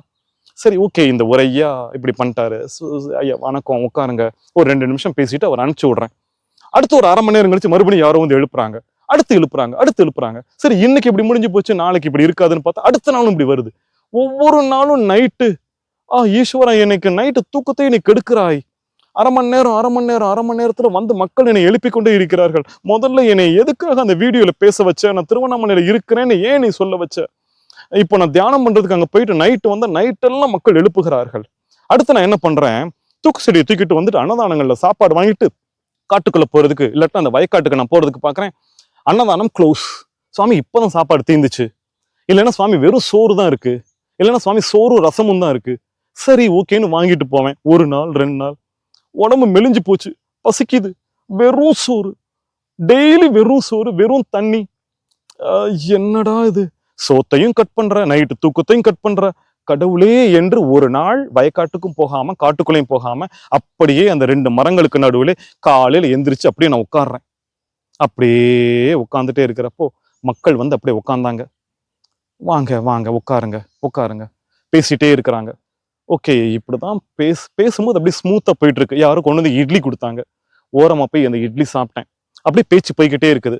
யாரோ வந்துட்டு ஆன்மீகத்துல சந்தேகம் கேட்கறாங்க, யாரோ குடும்பம் சார்ந்து ஏதோ கேட்கறாங்க, இப்படி போய்கிட்டே இருக்கு. சாயந்தரம் 6 மணி ஆயிடுச்சு. சரி தூங்க போலாம் அப்படின்னு சொல்லிட்டு போகும்போது ஒரு கணவன் மனைவி வருகிறார்கள். என் மனதை மாற்றிய சம்பவம். என் வாழ்க்கையை புரட்டி போட்ட சம்பவம். ஒரு கணவன் மனைவி வருகிறார்கள். ஏங்க, நாள் பூரா உட்காந்து பேசிட்டு இருக்கேன், எனக்கு தூக்கம் சொக்குது, அவ்வளவு டயர்டா இருக்கு, எனக்கு பேசுறதுக்கு நாக்குல தண்ணி கூட இல்லை, நான் நாளைக்கு காலையில வாங்க. சுவாமி, நாளைக்கு காலையில நாங்க டைவர்ஸ் பண்ண போறோம், எனக்கு தூக்கம் கலைந்தது. அப்படின்னு நான் உட்காடுறேன். உட்காருங்க. அந்த கணவன் மனைவிக்கு ஒரு 30-35 அந்த வயசு இருக்கும். குட்டி பசங்க, அழகா ஒரு 5 வயசு 6 வயசு போல 2 பேரும் ட்வின்ஸ். அந்த ட்வின்ஸ் பாத்தீங்கன்னா ஒரு பாய் கேர்ள் ட்வின்ஸ். இந்த இந்த மாதிரி அமைப்பு ரொம்ப அரிதாக கிடைக்கும். ஓடி ஓடி விளையாடிட்டு இருக்காங்க அந்த ட்வின்ஸ். மனைவி ஆரம்பிக்கிறாள், சுவாமி என்னன்னு தெரியல, என்னை விட்டுட்டு போயிடுறேன்னு கொஞ்ச நாளா சொல்லிட்டே இருக்கிறாரு. சாஃப்ட்வேர்ல வேலை பார்க்கறாரு, மாச சம்பளம் 2.5 லட்சம், பணத்தை பத்தி குறையே இல்லை. ஆனா என்னை விட்டுட்டு போயிடுறேன், உனக்கு வேணா நான் விவாகரத்து கொடுத்துறேன், நீ சந்தோஷமா இரு, குழந்தைங்களை வளர்க்கறதுக்கு எவ்வளவு வேணாலும் பணம் தர்றேன், உனக்கும் கடைசி மூச்சு வரைக்கும் நான் காசு கொடுத்துட்றேன், நான் போயிடுறேன், டைவர்ஸ் பண்ணிக்கலாம் இப்படின்னு சொல்லிட்டே இருக்காருன்னு கண்ணீரோடு அந்த பெண் உட்கார்ந்து இருக்கிற இந்த பேச்சு அப்படி ஒரு 3 மணி நேரம் போயிட்டே இருக்குது. 3 மணி நேரம் முடிவிலே நைட்டு 10 மணி ஆயிடுச்சு. நான் 7 மணிக்கு தூங்குகிற நபர் 10 மணி வரைக்கும் அவர்களோடு உட்கார்ந்து பேசிக் கொண்டிருக்கிறேன். அந்த கணவன் என் கையிலே சத்தியம் செய்து, சுவாமி சத்தியமாக நான் இவளை பிரிய மாட்டேன், டைவர்ஸ் பண்ண மாட்டேன், என்ன கஷ்டம் வந்தாலும் பார்த்துக்கலாம், நான் போக மாட்டேன் என்று சத்தியம் சொல்லிவிட்டு அந்த கணவன், அந்த மனைவி, அந்த 2 குழந்தைகள் அப்படியே போயிட்டு அந்த கார்ல ஏறி போகும் பொழுது நான் பார்த்து கொண்டே இருக்கிறேன். இப்பொழுது என்ன நடந்தது, என்ன நிகழ்ந்தது? காட்டுக்குள்ள போயிட்டு தியானம் பண்ணிட்டு இருக்கிறேன். இப்போ நாளைக்கு காலையில டைவர்ஸ் ஆயிருக்க வேண்டியதா? இப்போ ஒரு 3 மணி நேரம் பேசுனதுல டைவர்ஸ் கேன்சலா? மனசு மாறிடுச்சா? அது எப்படி மனசு மாறும்? இவ்வளோ சண்டை போட்டுட்டு வந்தவங்க, டைவர்ஸ் பண்ணணும் அப்படின்னு நினைச்சவங்க 3 மணி நேரத்துல மனசு மாறுதா என்று அடுத்த நாளும் மக்களோடு பேசுவதற்காக அமர்கிறேன். இப்படியே சென்று கொண்டிருக்கிறது. சாப்பாடு தூக்கு சட்டியில அன்னதானத்துல சோறு கிடைக்காம வெறும் சோறு, வெறும் தண்ணி, வெறும் ரசம் அப்படின்னு இருந்தது. பயங்கர சாப்பாடெல்லாம் கடவுள் தருகிறார். ஒன்று சொல்லட்டுமா, அந்த நொடி தொட்டு இந்த நொடி, இப்போ 2024 மார்ச் மாதம் சென்று கொண்டிருக்கிறது, இந்த நொடி வரைக்கும் ஒரு இரவில் ஒரு நபர் கூட வந்து, சுவாமி உங்களை பார்க்க வந்திருக்கிறோம் என்ற தொந்தரவு இல்லவே இல்லை. தொந்தரவு போயிடுச்சு. நான் உட்கார ஆரம்பிக்கிறேன், அந்த தொந்தரவு கேன்சல். சாப்பாடை கட் பண்ணாரே, சாப்பாடு வகை வகையா வருகிறது. பகவானே, நான் இப்ப என்ன பண்ணணும் அப்படின்னு பிரம்ம முகூர்த்த நேரத்துல உட்காருகிறேன். அமர், இந்த இடத்திலேயே அமர். நீ பத்திரிக்கை வச்சு அழைக்கவில்லை, நான் அனுப்புகிற நபர்களிடம் பேசு என்று ஆழ் மனதிலே வந்து கொண்டே இருக்கிறது. which is not at all liked by me. எனக்கு சுத்தமாக மக்களிடம் பேசுவது 41 வருடங்கள் எனக்கு யார்கிட்டயுமே பேசுறது பிடிக்காது. நேர போவேன், பாடம் எடுப்பேன், வருவேன், என்னோட கேபின்ல உட்காந்துருப்பேன், நேர வீட்டுக்கு போவேன். வெள்ளிக்கிழமை நைட்டு கதவை மூடுறது, சனிக்கிழமை லீவு, ஞாயிற்றுக்கிழமை லீவு, திங்கட்கிழமை காலையில தான் மறுபடியும் கதவை திறந்து வெளியில வருவேன். ஒரு நபரோடு கூட நான் அந்த சனி ஞாயிறு நான் சேர்ந்து நான் இருக்க மாட்டேன். தனிமையாகத்தான் நான் இருந்த அந்த நபர் இப்பொழுது இங்கே வந்து இத்தனை மக்களோடு பேசுவதா? இதுவே என் துறவற வாழ்க்கையா? ஓகே, செல்லட்டும். எனக்கு அந்த டைவர்ஸ் தம்பதி தான் என்னுடைய மனதிலே வந்து கொண்டே இருக்கிறார்கள். இது போன்ற நல்ல விஷயம் நடப்பதற்காக இருந்தால் தனிமை என்று நினைத்துக் கொண்டிருந்தாயே, தூக்கி போடுவோம் தனிமையை. தியானம் என்று நினைத்துக் கொண்டிருந்தாயே, ஓகே இங்கே அமர்வோம், இப்படி செல்லட்டும் என்று என்னுடைய லிஸ்ட் அப்படியே போய் கடவுளுடைய லிஸ்ட் அப்படியே வருகிறதே. இப்பொழுதுதான் கொஞ்சம் கொஞ்சமாக நான் பார்க்கிறேன், ஓ கடவுள் வேற என்னென்னமோ பிளான் பண்ணியிருக்காரோ. இந்த 2 மரம், இந்த இடம், இந்த டாய்லெட்டு, அந்த குளிக்கிற இடம், அந்த பாறை என்கிற இடம், அதே போல இப்படி இங்கே அமர்ந்து நான் மக்களிடம் பேச வேண்டும், இப்படியெல்லாம் பிளான் பண்ணிட்டே இருக்கிறாரோ அப்படின்னு என்னுடைய லிஸ்ட் போயிட்டு கடவுள் லிஸ்ட் அப்படி வருகிறதை நான் பார்க்கிறேன். அடுத்த ஸ்டெப் கடவுள் என்ன தெரியுமா பண்றாரு? சும்மா இரு நாகராஜ், சும்மா இரு, அவ்வளவுதான். உன்னை கொஞ்சம் கொஞ்சமா ப்ரிப்பேர் பண்ணிட்டே வரேன். நீ இதெல்லாம் பண்ற, தியானம்லாம் வேண்டாம், கொஞ்சம் குறைச்சிக்கோ. 8 மணி நேரம் தியானம் பண்ணணும்னு நினைச்சிட்டு இருக்கிறியே, 4 மணி நேரமாவது பண்ணணுங்கிறியே, அதுவும் வேண்டாம், தியானமே வேண்டாம், மனசுல வச்சுக்கோ, கொஞ்சம் குறைச்சிக்கோ. நீ சும்மா இரு, எதுவுமே மனசுல திட்டம் போட்டுறாத. பிற்காலத்தில் ஆசிரமம் அமைப்போம், எனக்கு கீழே ஒரு 10 சீடர்களை வைத்துக் கொள்வோம், இல்லைன்னா பரோட்டா, குருமா, நூடுல்ஸ், சில்லி பரோட்டா, உனக்கு நானே சாப்பாடு தருகிறேன், அதை நீயே சாப்பிடு. உனக்கான திட்டத்தை எல்லாம் நான் என் கையில் வைத்திருக்கிறேன், நீ எதுவுமே பண்ணாத, சும்மா இரு. சும்மா இரு, அது எப்படி செல்கிறது என்பதை மட்டும் பார் அப்படின்னு அந்த சும்மா இரு என்கிற விஷயத்தை அவர் அப்படியே எனக்கு கொஞ்சம் எஜுகேட் பண்ணுவதற்கு ஆரம்பிக்கிறார். முதலில் எனக்கு புரியவே இல்லை. முதல்ல சும்மா உட்கார்றதான் சும்மா இருக்கிறதோ அப்படின்னு நினைச்சுக்கிட்டு இருக்கிறேன். அவர் முதல்ல எங்க கை வச்சார் தெரியுமா? அதுக்கு நான் வரேன். என்னால மறக்கவே முடியாது. பகவானே, இந்த குழந்தைகளுக்கு புரியும்படி என்னை சொல்ல வை. தியானத்தை ஒளி என்கிறார் ஈஸ்வரன். தியானத்தை ஒழிக்கிறதா? தியானம் தானே ஆன்மீகமே, அதை எப்படி ஒழிக்கிறது அப்படின்னு நான் பாக்குறேன். 8 மணி நேரம் தியானம்ல நம்ம மனசுல நினைச்சுக்கிட்டு வரோம். 4 மணி நேரம் கூட பண்ண விட மாட்டேங்கிறாரு. இவ்வளவு ஆபீஸ் டியூட்டி மாதிரி வந்து மக்கள்கிட்ட பேசிக்கிட்டே இருக்க விடுறாரு. தியானத்தை பண்ண விட மாட்டேங்கிறாரு. இங்க பார், தியானம் உனக்கு தேவையில்லை அப்படின்னு பகவான் என்னிடம் ஒரு விஷயத்தை அறிமுகப்படுத்துகிறார். அதை நான் உங்ககிட்ட நான் சொல்றேன். இந்த உலகத்துல ஏறக்குறைய ஒரு 27 கீதைகள் உள்ளன. அதுல ஒரு கீதை பகவத்கீதை. அதுல அஷ்டாவக்ர கீதை அப்படின்னு ஒரு கீதை இருக்குது. அது என்னன்னா, நம்ம ஜனக மகாராஜா இருக்காருல்ல, சீதா தேவியுடைய, ராமர் மனைவி சீதா தேவியுடைய அப்பா ஜனக மகாராஜா வந்துட்டு ஆக்சுவலா ஒரு பெரிய மகரிஷி. அவர் அந்த மகரிஷிக்கு அஷ்டாவக்ரர் அப்படின்னு ஒரு பெரிய சித்தர் வந்துட்டு போதிச்ச போதனையுடைய தொகுப்பு தான் அஷ்டாவக்ர கீதை. அந்த அஷ்டாவக்ர கீதைய சிவபெருமான் என் கண்களுக்கு கொண்டுட்டு வருகிறார். அந்த அஷ்டாவக்ர கீதைக்குள்ளே தியானத்தை ஒளி அப்படின்னு அஷ்டாவக்ரர் வந்துட்டு ஜனக மகாராஜா கிட்ட போதிச்சிருக்கிறார். பெருமக்களை, இந்த இடத்துல நான் ஒரு விஷயத்த நான் சொல்லணும். ஓம்காட் சேனல்ல இருந்து இல்ல, இப்போ துறவரம் வந்ததுக்கு அப்புறம் பல சேனல்கள்ல நான் பேசிக்கிட்டு இருக்கிற உரைகளில் ஒரு விஷயம் சொல்லிவிடவே கூடாது, மக்கள் கிட்ட சொல்லிவிடவே கூடாது, எல்லா விஷயத்தையும் உடைத்து பேசு, இந்த ஒரு விஷயத்தை சொல்லிவிடவே கூடாது என்கிற விஷயத்தை இப்பொழுது நான் பேசிக் கொண்டிருக்கிறேன். அது என்ன தெரியுமா? இதுதான். அதாவது ஒரு மகரிஷி கிட்ட ஒரு சித்தர் வந்து உபதேசம் செய்கிறார். இங்க பாரு, இப்ப நீ மகரிஷி, நீ சாதாரண மனிதர் இல்லை, மகரிஷி. இப்ப நீ வந்து ப்ரமோஷனாகி அங்க நிக்கிற. இப்போ உனக்கு தியானம் தேவையில்லை. இப்போ உனக்கு எது தெரியுமா தேவை அப்படின்னு சொல்லிட்டு ஒரு சில விஷயங்கள் எல்லாம் போதிக்கிறார். அதெல்லாம் அஷ்டாவக்ர கீதைக்குள் இருக்கிறது. அதனால தியானம் தேவையில்லை என்கிற விஷயத்தை இப்போ நான் வந்துட்டு இந்த சேனல்ல இல்லைன்னா அந்த வீடியோஸ்ல நான் சொல்லியிருந்தேன்னா, சின்ன பசங்கள்லாம், ஓ ஒருவேளை நானும் மகரிஷி ஆயிட்டேனோ, நமக்கும் தியானம் தேவையில்லையோ அப்படின்னு எல்லாரும் குழம்பி போய் தியானத்தை தூக்கி போட்டுட்டு நான் மகரிஷி ஆயிட்டேனோ அப்படின்னு சொல்லிட்டு தப்பா நினைத்து கொண்டு தியானத்தை ஒதுக்கி விடுவீர்கள் என்பதனால் இதுவரைக்கும் சொல்லாமல் இருந்தேன். இப்பொழுது கூட காரணத்தை சொல்கிறேன். உங்களுக்கெல்லாம் தியானம் தேவை.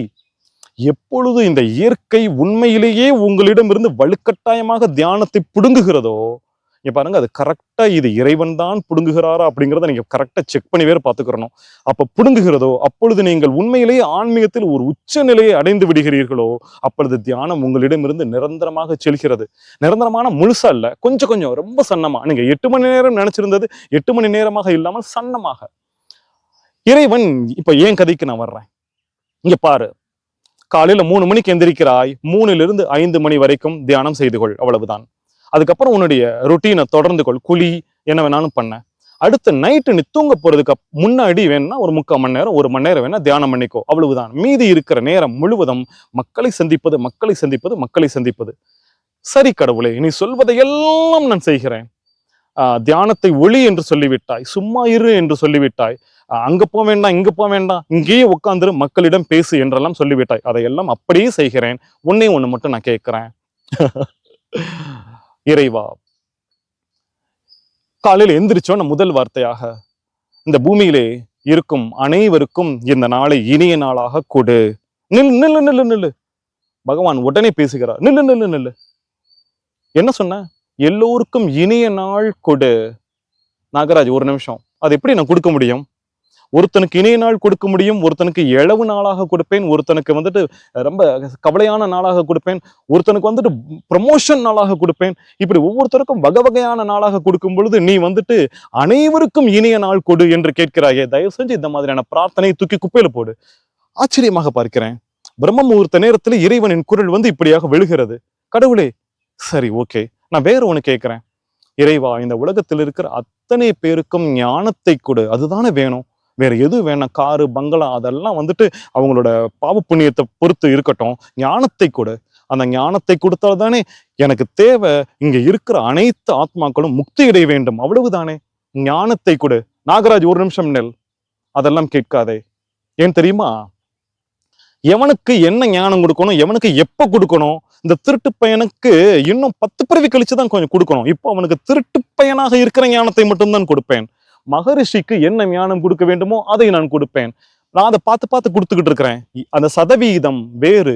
நீ என்ன இப்போ எல்லாருக்கும் ஞானத்தை கொடு, தயவு செய்து அப்படியெல்லாம் வேண்டாதே. என்ன இறைவா, வேண்டுதலை கூட வைக்க விட மாட்டேங்கிறாய். சரி, ஒண்ணு பண்ணலாம். இனிமே நான் உன்கிட்ட எதுவுமே நான் கேட்கல. ஒண்ணு பண்ணலாம். இறைவா, எனக்கு இந்த கைகால் சுகத்தை கொடுத்துருக்கிறியே, என்னை பேராசிரியரை ஆக்கினியே, எனக்கு பிறந்த நொடியிலிருந்து இப்போ அந்த 44 வருடம் வரைக்கும் எனக்கு எந்த குறையும் இல்லாமல் அல்லது கொஞ்சம் கொஞ்சம் துன்பங்கள் என்னென்ன கொடுத்தியோ அத்தனைக்கும் நன்றி.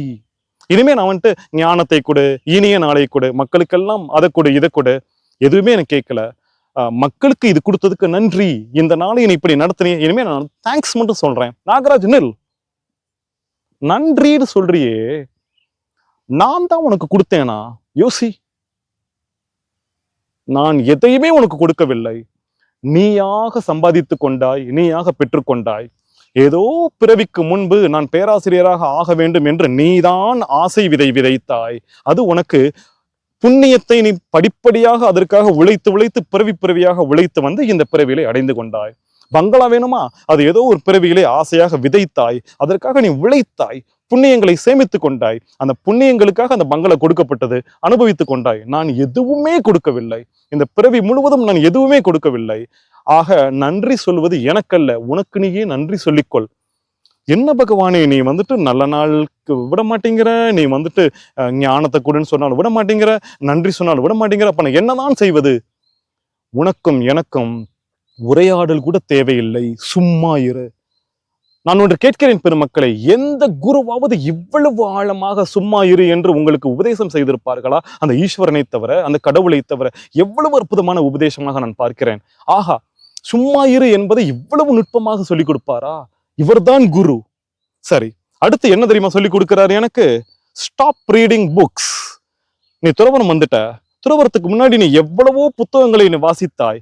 புத்தகங்கள் வாசிப்பதெல்லாம் துறவரம் வருவதற்காகத்தான். நீ வாசித்த திருவாசகம், திருவருட்பா, திருக்குறள், பாரதியார், ஔவையார், என்னென்னவெல்லாம் படித்தாயோ அதெல்லாம் துறவரம் வருவதற்காகத்தான். வந்து விட்டாய், இனிமேல் உனக்கு புத்தகங்கள் தேவையில்லை. Stop reading books. புத்தகங்களை வாசிக்காதே. ஓகே கடவுளே, இப்பொழுது யார் புத்தகங்கள் வாங்கி கொண்டு வந்து கொடுத்தாலும் நான் வாசிக்கப் போவதில்லை. உன் பேச்சை நான் கேட்கிறேன். அடுத்து என்ன செய்ய வேண்டும் சொல். கிரிவலம் செல்லாதே. கிரிவலம் என்பது சுத்தி வந்து பகவானே இதை எனக்கு கொடு. நாகராஜ், உனக்கு ஏதாவது வேணுமா? கொடுன்னு நீ கேப்பியா? துறவரம் என்பது எதுவும் வேண்டாம் என்பது தானே.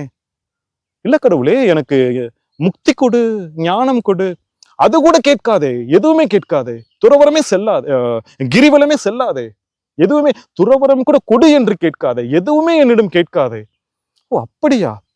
அப்போ நான் வந்து கிரிவலம் செல்ல வேண்டாமா? சரி பகவானே, இதையும் ஒத்துக்கொள்கிறேன். வேற என்ன செய்ய வேண்டும் சொல். மகா சிவராத்திரி வருதே, தூங்கு. தூங்கு. என்னையா இப்படி சொல்ற? எத்தனை வருஷமா மகா சிவராத்திரிக்கு வந்துட்டு பக்கத்துல சிவன் கோயில் கொடுத்த அந்த பிளாட்டுக்கு பக்கத்துல போயிட்டு 5 கால பூஜையும் பார்த்துட்டு நான் வந்து உட்கார்ந்துட்டு இருப்பேன். இப்போ வந்துட்டு என்னன்னா தூங்குன்னு சொல்றியே.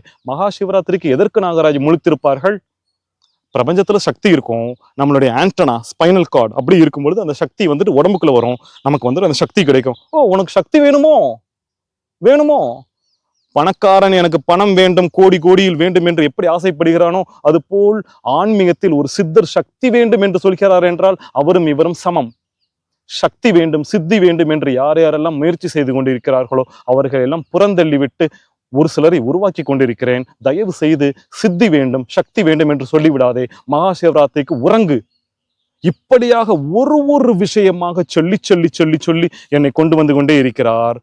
Only talk with people. மக்களிடம் மட்டும் பேசு. இதை தவிர வேறு எதுவுமே செய்யாத. அடிப்படை விஷயங்களை செய்து கொள். பல்லுவலுக்கு, டாய்லெட் போ, குழி. இதை தவிர மக்களிடம் பேசு, வேறு எதுவுமே செய்யாதே.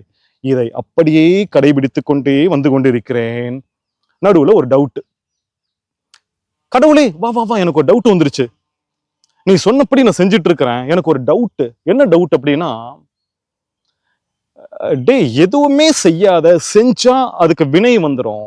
நீ நல்லது செஞ்ச புண்ணியம் வந்துடும், கெட்டது செஞ்ச பாவம் வந்துடும். அதுக்கு பிறவி வந்துரும்னு நீதான கடவுளை சொல்லி கொடுத்த. இப்ப டெய்லி உட்காந்து நான் மக்கள்கிட்ட நான் பேசிக்கிட்டே இருக்கிறேனே, ஒவ்வொருத்தருக்கும் பிரச்சனையெல்லாம் சால்வ் ஆகுதே. டைவர்ஸ் கேஸ் இது போகுது, இப்ப இளைஞர்களுக்கு பிரச்சனை அதெல்லாம் எல்லாமே சால்வ் ஆகிக்கிட்டே இருக்குது. இந்த மாதிரி பண்ணிட்டே இருக்கிறதுனால பல்க் அமௌண்ட்ல எனக்கு புண்ணியம் வந்துடாதா? இதுக்காக எனக்கு நீ பிறவி கொடுக்க மாட்டாயா என்று நான் கேட்டுக்கொண்டே இருக்கிறேன். ஒவ்வொரு நாளும் கேட்டுக்கொண்டே இருக்கிறேன். பகவானே எனக்கு பதில் சொல். மக்களிடம் அமர்ந்து நான் பேசிக்கொண்டே இருக்கிறேன். இது வினைதானே, வினைதானே. எனக்கு நீ பதில் சொல், பதில் சொல். ஒவ்வொரு காலையிலும் 3 மணிக்கு எந்திரிச்சு, என்ன பகவானே நீ பதிலே சொல்ல மாட்டேங்கிற, பதிலே சொல்ல மாட்டேங்கிற, மௌனமா இருக்கிற. அது ஒரு பொங்கல் என்று நினைக்கிறேன். என்னை சந்திப்பதற்கு ஒரு நபர் என்னை வருவார். அவர் எப்பொழுதுமே வெறுங்கையோடு தான் வருவார். அன்றைக்கு பகவத்கீதை வாங்கிக்கிட்டு வர்றார். சுவாமி என்னன்னு தெரியல, உங்களுக்கு நான் பகவத்கீதை வாங்கிட்டு வரேன்னு தோணுது, இந்தாங்க. என்னையா? சரி கொடுங்க. நம்மளதான் புக்கு வாசிக்க கூடாதுன்னு கடவுள் சொல்லியிருக்கிறாரே. சரி இந்த பகவத்கீதையை யாருக்கிட்டாவது கடத்திடலான்னு அந்த பகவத்கீதை அப்படியே அந்த பிளாஸ்டிக் கவரோட டைட் அப்படியே பேக் பண்ணி கொடுக்குறாரு. அவர் என்கிட்ட 1 மணி நேரம் பேசிட்டு இருக்கிறார், போறார். யாருமே இல்லை. அந்த பிளாஸ்டிக் கவரை நான் பிரிக்கிறேன். பாருங்க, பகவத்கீதை ஒரு 10 தடவை என் வாழ்க்கையில் வாசித்திருப்பேன். அதை அப்படியே வாசிக்க வேண்டாம், அப்படியே சும்மா அப்படி புரட்டுறேன். அந்த நடுவுல அந்த ரீடிங் த்ரெட் இருக்கும் தெரியுமா, ஒரு நூல். அதை வந்து அந்த புக்குக்கு நடுவுல அதை புக்கை பேக் பண்ணும்போது எந்த பேஜுக்குள்ள வச்சிருக்கிறாங்களோ அந்த நூல் இருக்கிற அந்த பகுதியில் அந்த நூலை தூக்கி விட்டுட்டு அந்த பக்கத்தை நான் திறக்கிறேன். அந்த பக்கத்திலே ஒரு ஸ்லோகம், அதாவது 2 பக்கம். இந்த பக்கத்துல ஒண்ணுமே இல்லை, அது விளக்கு உரை இருக்கிறது. இந்த பக்கத்துலையும் விளக்கு உரைகளுக்கு மத்தியிலே ஒரு ஸ்லோகம்.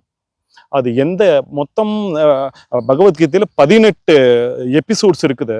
அதுல எந்த இதுன்னு எனக்கு மறந்துருச்சு. அந்த ஸ்லோகம் அப்படி இருக்குது. அந்த ஸ்லோகத்துல என்ன சொல்லியிருக்கு அப்படிங்கிறத அப்படியே சொல்கிறேன். அர்ஜுனா, நீ செய்கிற செயல்கள் அனைத்தும் வினை சார்ந்தவை. நீ நல்லது செய்தால் அது புண்ணியமாக வரும், கெட்டது செய்தால் அது பாவமாக வரும். அந்த புண்ணியம் உனக்கு சுகம் கொடுக்கும், பாவம் உனக்கு வந்துட்டு அடிக்கும், துன்பம் கொடுக்கும். பாரு, நீ என்ன வினை செய்கிறாயோ அது உனக்கு புண்ணியத்தை தரும் அல்லது பாவத்தை தரும். ஆனால் அர்ஜுனா, நான் உனக்கு ஒரு விஷயத்தை கொடுத்து, நான் ஒரு செயலை கொடுத்து, அந்த செயலை நீ செய் என்று சொல்லும் பொழுது, அந்த செயலை நீ செய்யும் பொழுது அதற்கான வினை உனக்கு வராது, அது என்னையே வந்து சேரும் என்று அந்த ஸ்லோகம் முடிகிறது. அந்த புத்தகத்தை மூடுகிறேன். இறைவா, எனக்கு நீ பதில் சொல்லிவிட்டாய். நான் எதற்காக மக்களிடம் அமர்ந்து பேசிக் கொண்டிருக்கிறேன்? எனக்கு புண்ணியம் வருமே, எனக்கு புண்ணியம் வருமே என்று கேட்டுக்கொண்டிருந்த எனக்கு பகவத்கீதையை கொடுத்து யாரிடமும் அனுப்பி விடுகிறாய். கரெக்டாக அந்த த்ரெட் இருக்கிற பகுதியில் நான் பிரித்து பார்க்கிறேன். அதுல இந்த ஸ்லோகம் இருக்கிறது. நான் கொடுக்கிற டியூட்டியை நீ செய்யும் பொழுது அந்த டியூட்டி எனக்குத்தான் வந்து சேருமே தவிர உனக்கு வராது நாகராஜ். அந்த வினைக்கான அந்த கர்மா உன்னை வந்து அடையாது என்று பதில் சொல்லிவிட்டாயே, நன்றி. இப்ப நான் என்ன பண்ணணும் சொல்லு?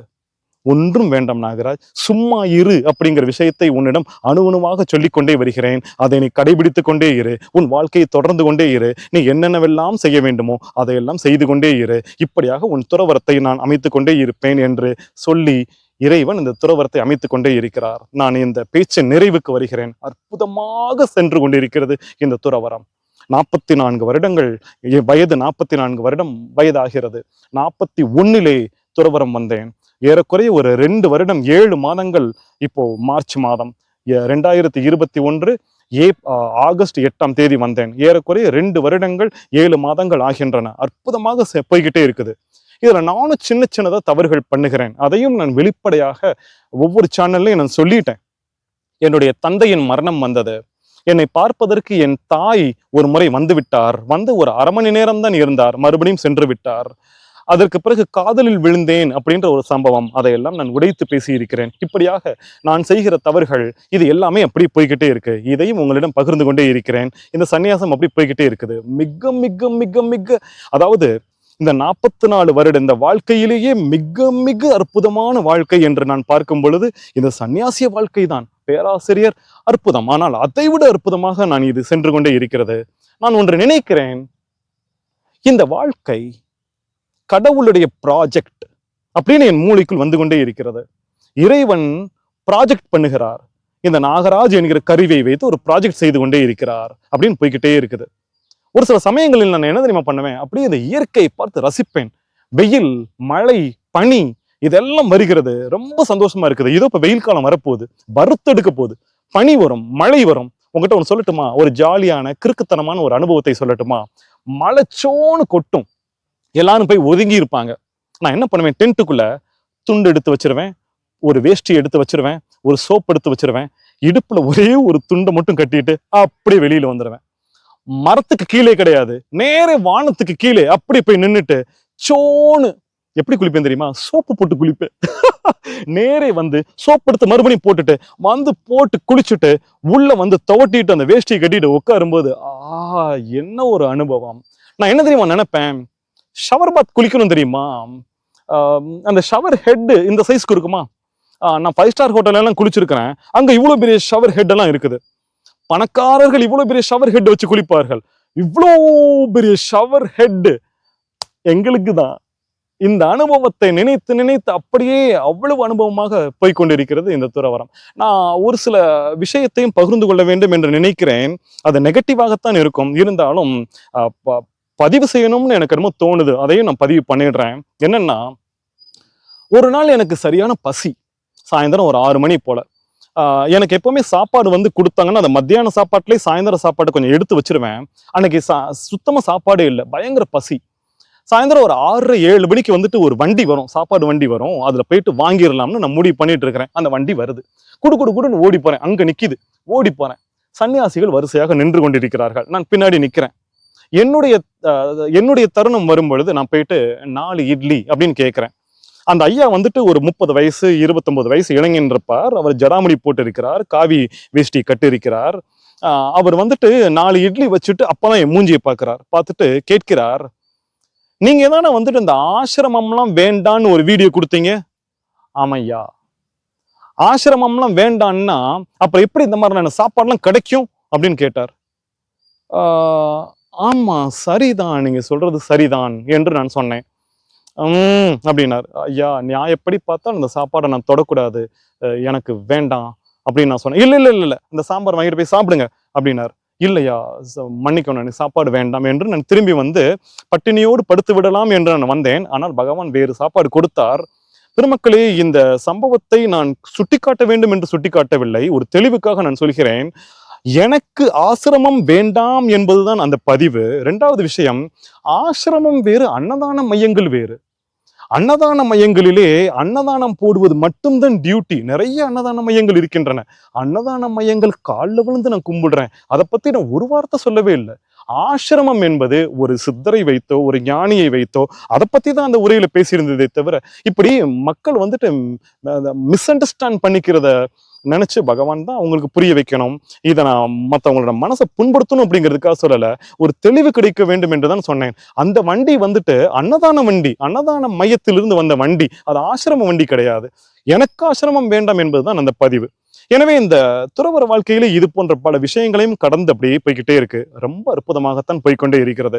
இந்த இடத்திலே நான் ஒரு விஷயத்தை சொல்ல வேண்டும். பெருமக்களே, 1950 எங்க தாத்தா 15 வயசு பையன், அவ்வளவு ஒழுக்கம், அவரை போல ஒழுக்கமாக யாரும் இருக்க முடியாது. 2024 இதுல ஒரு பையன் 15 வயசு பையன், அவ்வளவு ஒழுக்கம், அவனை போல ஒழுக்கமா யாரும் இருக்க முடியாது. 1950 எங்க தாத்தா என்ன ஒழுக்கமாக இருந்தாரோ இந்த 2024 இந்த பையனும் அதே ஒழுக்கத்துல இருக்கிறாங்க. 2 பேரும் ஜஸ்ட் ஈக்குவல், அவ்வளவுதான். இப்ப நான் உங்ககிட்ட ஒண்ணு கேட்கிறேன், இவங்க 2 பேர்ல யார் பெரிய ஆளு சொல்லுங்க பாப்போம். நான் சொல்லட்டுமா? 1950 எங்க தாத்தா ஒழுக்கமாக இருந்தாரே, அவர் கிடையாது. 2024 ஒரு பையன் ஒழுக்கமா இருக்கான் தெரியுமா, அவருக்கு சமமாக அவன் தான் பெரியவன். ஏன் தெரியுமா? 1950 ஒண்ணுமே இல்லை, தெருக்கூத்து நடக்கும், எங்கேயாவது டூரிங் டாக்கீஸ்ல மண்ணை குமிச்சு வச்சுக்கிட்டு பொட்டுக்கடலை சாப்பிட்டுக்கிட்டு படம் பார்ப்பாங்க. சிவாஜி, ரத்த கண்ணீர், எம்ஜிஆர் படம் பார்ப்பாங்க. அவங்களுக்கு என்டர்டைன்மெண்ட்டே எதுவும் கிடையாது.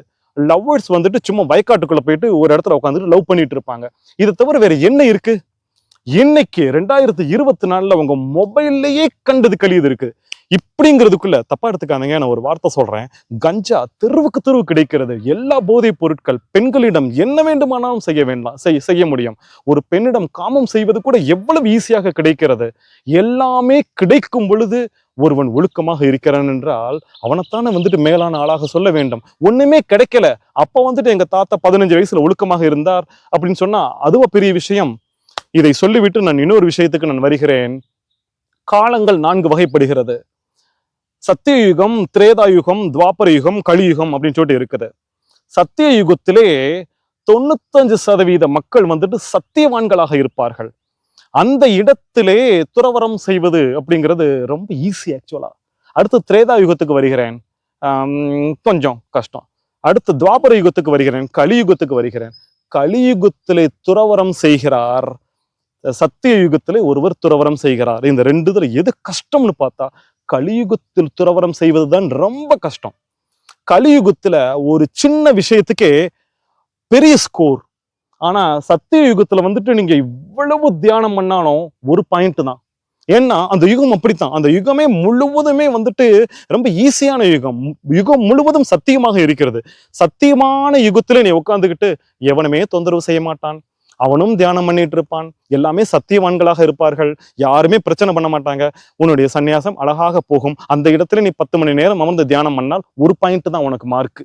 ஆனால் எவ்வளவு இந்த ரோட்ல லாரி சவுண்டு, கார் சவுண்டு, கஞ்சா பையன், அந்த பிரச்சனை இந்த பிரச்சனை, இதுக்கு மத்தியிலே அமர்ந்து நீ தியானம் செய்கிறாய் என்றால் 100 பாயிண்ட்.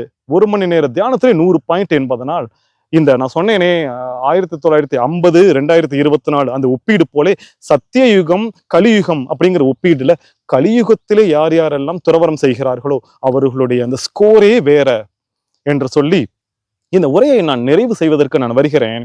3 விஷயத்தை மட்டும் நான் சுருக்கமாக சொல்லிட்டு நான் நிறைவு செய்கிறேன். ஒண்ணு, நான் ஷீட்டுக்குள்ள உட்கார்ந்து இருக்கிறப்போ, தூங்கிட்டு இருக்கிறப்போ, தியானம் பண்ணிட்டு இருக்கிறப்போ ஏதோ ஒரு கை வரும், ஒரு இட்லி பாக்கெட்டோ, பிஸ்கட் பாக்கெட்டோ, ஒரு வாட்டர் பாட்டிலோ, ஏதோ ஒரு தின்பண்டமோ வச்சுட்டு அந்த கை போகும். அது யாரோ ஒரு முகம் தெரியாத நபர். நான் விழித்து பார்ப்பேன், பசியோடு இருப்பேன், 4 இட்லி இருக்கும், ஒரு தோசை இருக்கும், எடுத்து சாப்பிடும்போது யார் இது? இப்பொழுது கூட சொல்கிறேன், யாரோ முகம் தெரியாத அந்த நபரே, ஏதோ பார்த்து கொண்டு கூட இருப்பீர்கள், தெரியாது. அந்த ஆன்மாக்களை சத்தியமாக நான் வணங்குகிறேன். அவர்கள் யாருனே தெரியாது. அது பெண்ணா, ஆணா, பெரியவரா, குழந்தையா, யாரோ வந்து வைத்து விட்டு போகிறீர்களே. நான் முடிப்பதற்கு முன்பாக இந்த ஒன்றை நான் கண்டிப்பாக சொல்ல வேண்டும் என்று நினைக்கிறேன். 2.5 வருஷமாக ஏதோ கைகள் வருகின்றன, ஏதேதோ வச்சுட்டு போறீங்க, ஆப்பிள் அது இதுன்னு. நீங்கள் ஊட்டி ஊட்டி வளர்க்கிற இந்த சதையும் நரமும் தான் இந்த துறவரத்திலே இந்த பலத்தோடு. அதற்காக நான் உட்கார்ந்து உங்களுக்காக நான் பேசக்கூடாதா? நாள் கணக்காக அந்த பிளாட்ஃபார்ம்ல உட்கார்ந்து உங்களுக்காக நான் உபதேசம் செய்து கொண்டு இருக்க கூடாதா? செய்யலாம். உங்களுக்காக நான் நமஸ்கரிக்கிறேன். இந்த ஒரு விஷயம். 2வது விஷயம் நான் சொல்கிறேன், போர். ஒரே இடத்திலேயே உட்கார்ந்து இருக்கேன். நான் ஒண்ணு சொல்கிறேன், இந்த இடத்தை விட்டு நான் ஒருபோதும் நகர்வதே கிடையாது. குளிப்பதற்கு நான் 5 கிலோமீட்டர் போவேன்னு சொன்னேனே, அதை தவிர நான் ஒருபோதும் நான் நகர்வதே கிடையாது. ஒரே இடத்திலே உட்கார்ந்து இருக்கிறியே, போர் அடிக்காதா? போர் என்கிற சொல் ஒரு துறவியின் வாழ்க்கையில், மனதில், சிந்தனையில் வருகிறது என்றால் அவர் துறவியே கிடையாது. எது போர் அடிக்கும்? காணுகிற பொருட்கள், இந்த மரம், செடி, கொடி அனைத்துமே கடவுளுடைய படைப்பு. கடவுளுடைய படைப்பை பார்த்து விட்டு உனக்கு போர் அடிக்குமா? இல்ல, அதையே தான் 24 மணி நேரம் பார்த்துக்கிட்டே இருக்கிறேன், போர் அடிக்காதா என்கிற கேள்வி வருவது நியாயம்தான். கிடையாது. போர் என்கிற சொல்லே கிடையாது. ஒரே இடத்தில் உட்கார்ந்து இருக்கும் பொழுது போர் என்கிற சொல் வருகிறது என்றால் நீ துறவியே கிடையாது. எனக்கு போரே வரவில்லை என்கிற விஷயத்தையும் சொல்லிவிட்டு 3வதாக ஒரு விஷயம் சொல்கிறேன். உங்களுக்கு ஞாபகம் இருக்கா? இந்த உரையை நான் ஆரம்பிக்கும் பொழுது 2018 2019 வாக்கிலே எங்க வீட்டுக்கு பக்கத்துல இருக்கிற ஒரு கோவிலுக்கு எதிரிலே இருக்கும் பிள்ளையாரை திட்டுவிட்டு வந்தேன். வரும் பொழுது எனக்கு நீ திருவண்ணாமலைக்கு வந்துரு அப்படின்னு நான் சொன்னேனே. இப்பொழுது நான் யோசித்து பார்க்கிறேன், எங்கே இருக்கிறார் அந்த பிள்ளையார் அப்படின்னு நான் பார்க்கிறேன். இதோ இந்த கிரிவல பாதையில தொடக்கத்துல அங்க ஒரு பிள்ளையார் கோவில் இருக்குது. அந்த கோவில், அந்த பிள்ளையார் தானோ அவர் என்று நான் தியானித்து பார்க்கிறேன். பெருமக்களை, எனக்கு ஒன்று தோன்றுகிறது, அந்த போண்டா ஐயா தானோ அவர்தான் அந்த பிள்ளையாரோ தெரியல. ஆனால் அப்படியே தியானிச்சு பார்க்கும்போது அவர் தானோ பிள்ளையார் அந்த வடிவத்தில் வந்து என்னை சுற்றி சுற்றி வந்து கொண்டிருக்கிறாரோ. சாமி, காப்பி வாங்கிட்டுமா? போண்டா சாப்பிடுங்க சாமி, இந்தாங்க சாப்பிடுங்க. எந்தவித எதிர்பார்ப்பும் இல்லாமல் ஒரு தகப்பனார் ஸ்தானத்திலே, ஒரு நண்பர் ஸ்தானத்திலே, எந்தவித சூடு சொரணை இல்லாமல் ஒரு மரக்கட்டையாக, ஒரு சுத்தமான மகரிஷி போன்ற தோற்றத்திலே, ஒரு துருப்பிடிச்ச சைக்கிள்ல ஒரு மஞ்சப்பையை தூக்கிக்கிட்டு, உள்ளுக்குள்ள அந்த கிளியாஞ்சட்டி, நல்லெண்ணெய் அதெல்லாம் தூக்கிக்கிட்டு வர்ற அவர் பிள்ளையாரோ தெரியவில்லை. நிறைவு செய்வதற்கு முன்பாக ஒரு சொல்லிவிட்டு நான் நிறைவு செய்கிறேன். எந்த ஒரு விஷயத்தையும் தொடங்குவது மிக மிகச் சுலபம். இளைஞர்களை, எந்த ஒரு விஷயத்தையும் தொடங்குவது மிக மிகச் சுலபம். எது கடினம் தெரியுமா? அந்த விஷயத்தை தொடர்ந்து செய்வது கடினம். ஒரு பொண்ணுகிட்ட போயிட்டு ஐ லவ் யூ ரொம்ப ஈஸி. ஐ டூ லவ் யூடா அப்படின்னு அந்த பொண்ணு சொல்லி உங்களுடைய காதலை நீங்க ஸ்டார்ட் பண்றீங்களே, ரொம்ப ஈஸி, ரொம்ப ரொம்ப ஈஸி. தொடங்கி விட்டீர்கள். 40 வருடங்களாக இந்த பெண்ணை நான் காதலித்துக் கொண்டிருக்கிறேன்னு தொடருங்கள் பார்ப்போம். ஒரு ஆளை சொல்லுங்க பார்ப்போம். தொடங்குவது ரொம்ப ஈஸி. ஒரு பொட்டிக்கடையை தொடங்குவது ரொம்ப ஈஸி. ஒரு பிசினஸ் தொடங்குவது ரொம்ப ஈஸி. ஒரு திருமணத்தை தொடங்குவது ரொம்ப ஈஸி. தொடர்வதுதான் மிக மிக மிக மிக கடினம். 40 வருடங்களாக இந்த பெண்ணை நான் பேரம்பேத்தியெல்லாம் பார்த்துட்டேன், இன்னும் காதலித்துக் கொண்டிருக்கிறேன் என்று சொல்வது மிக மிக கடினம்.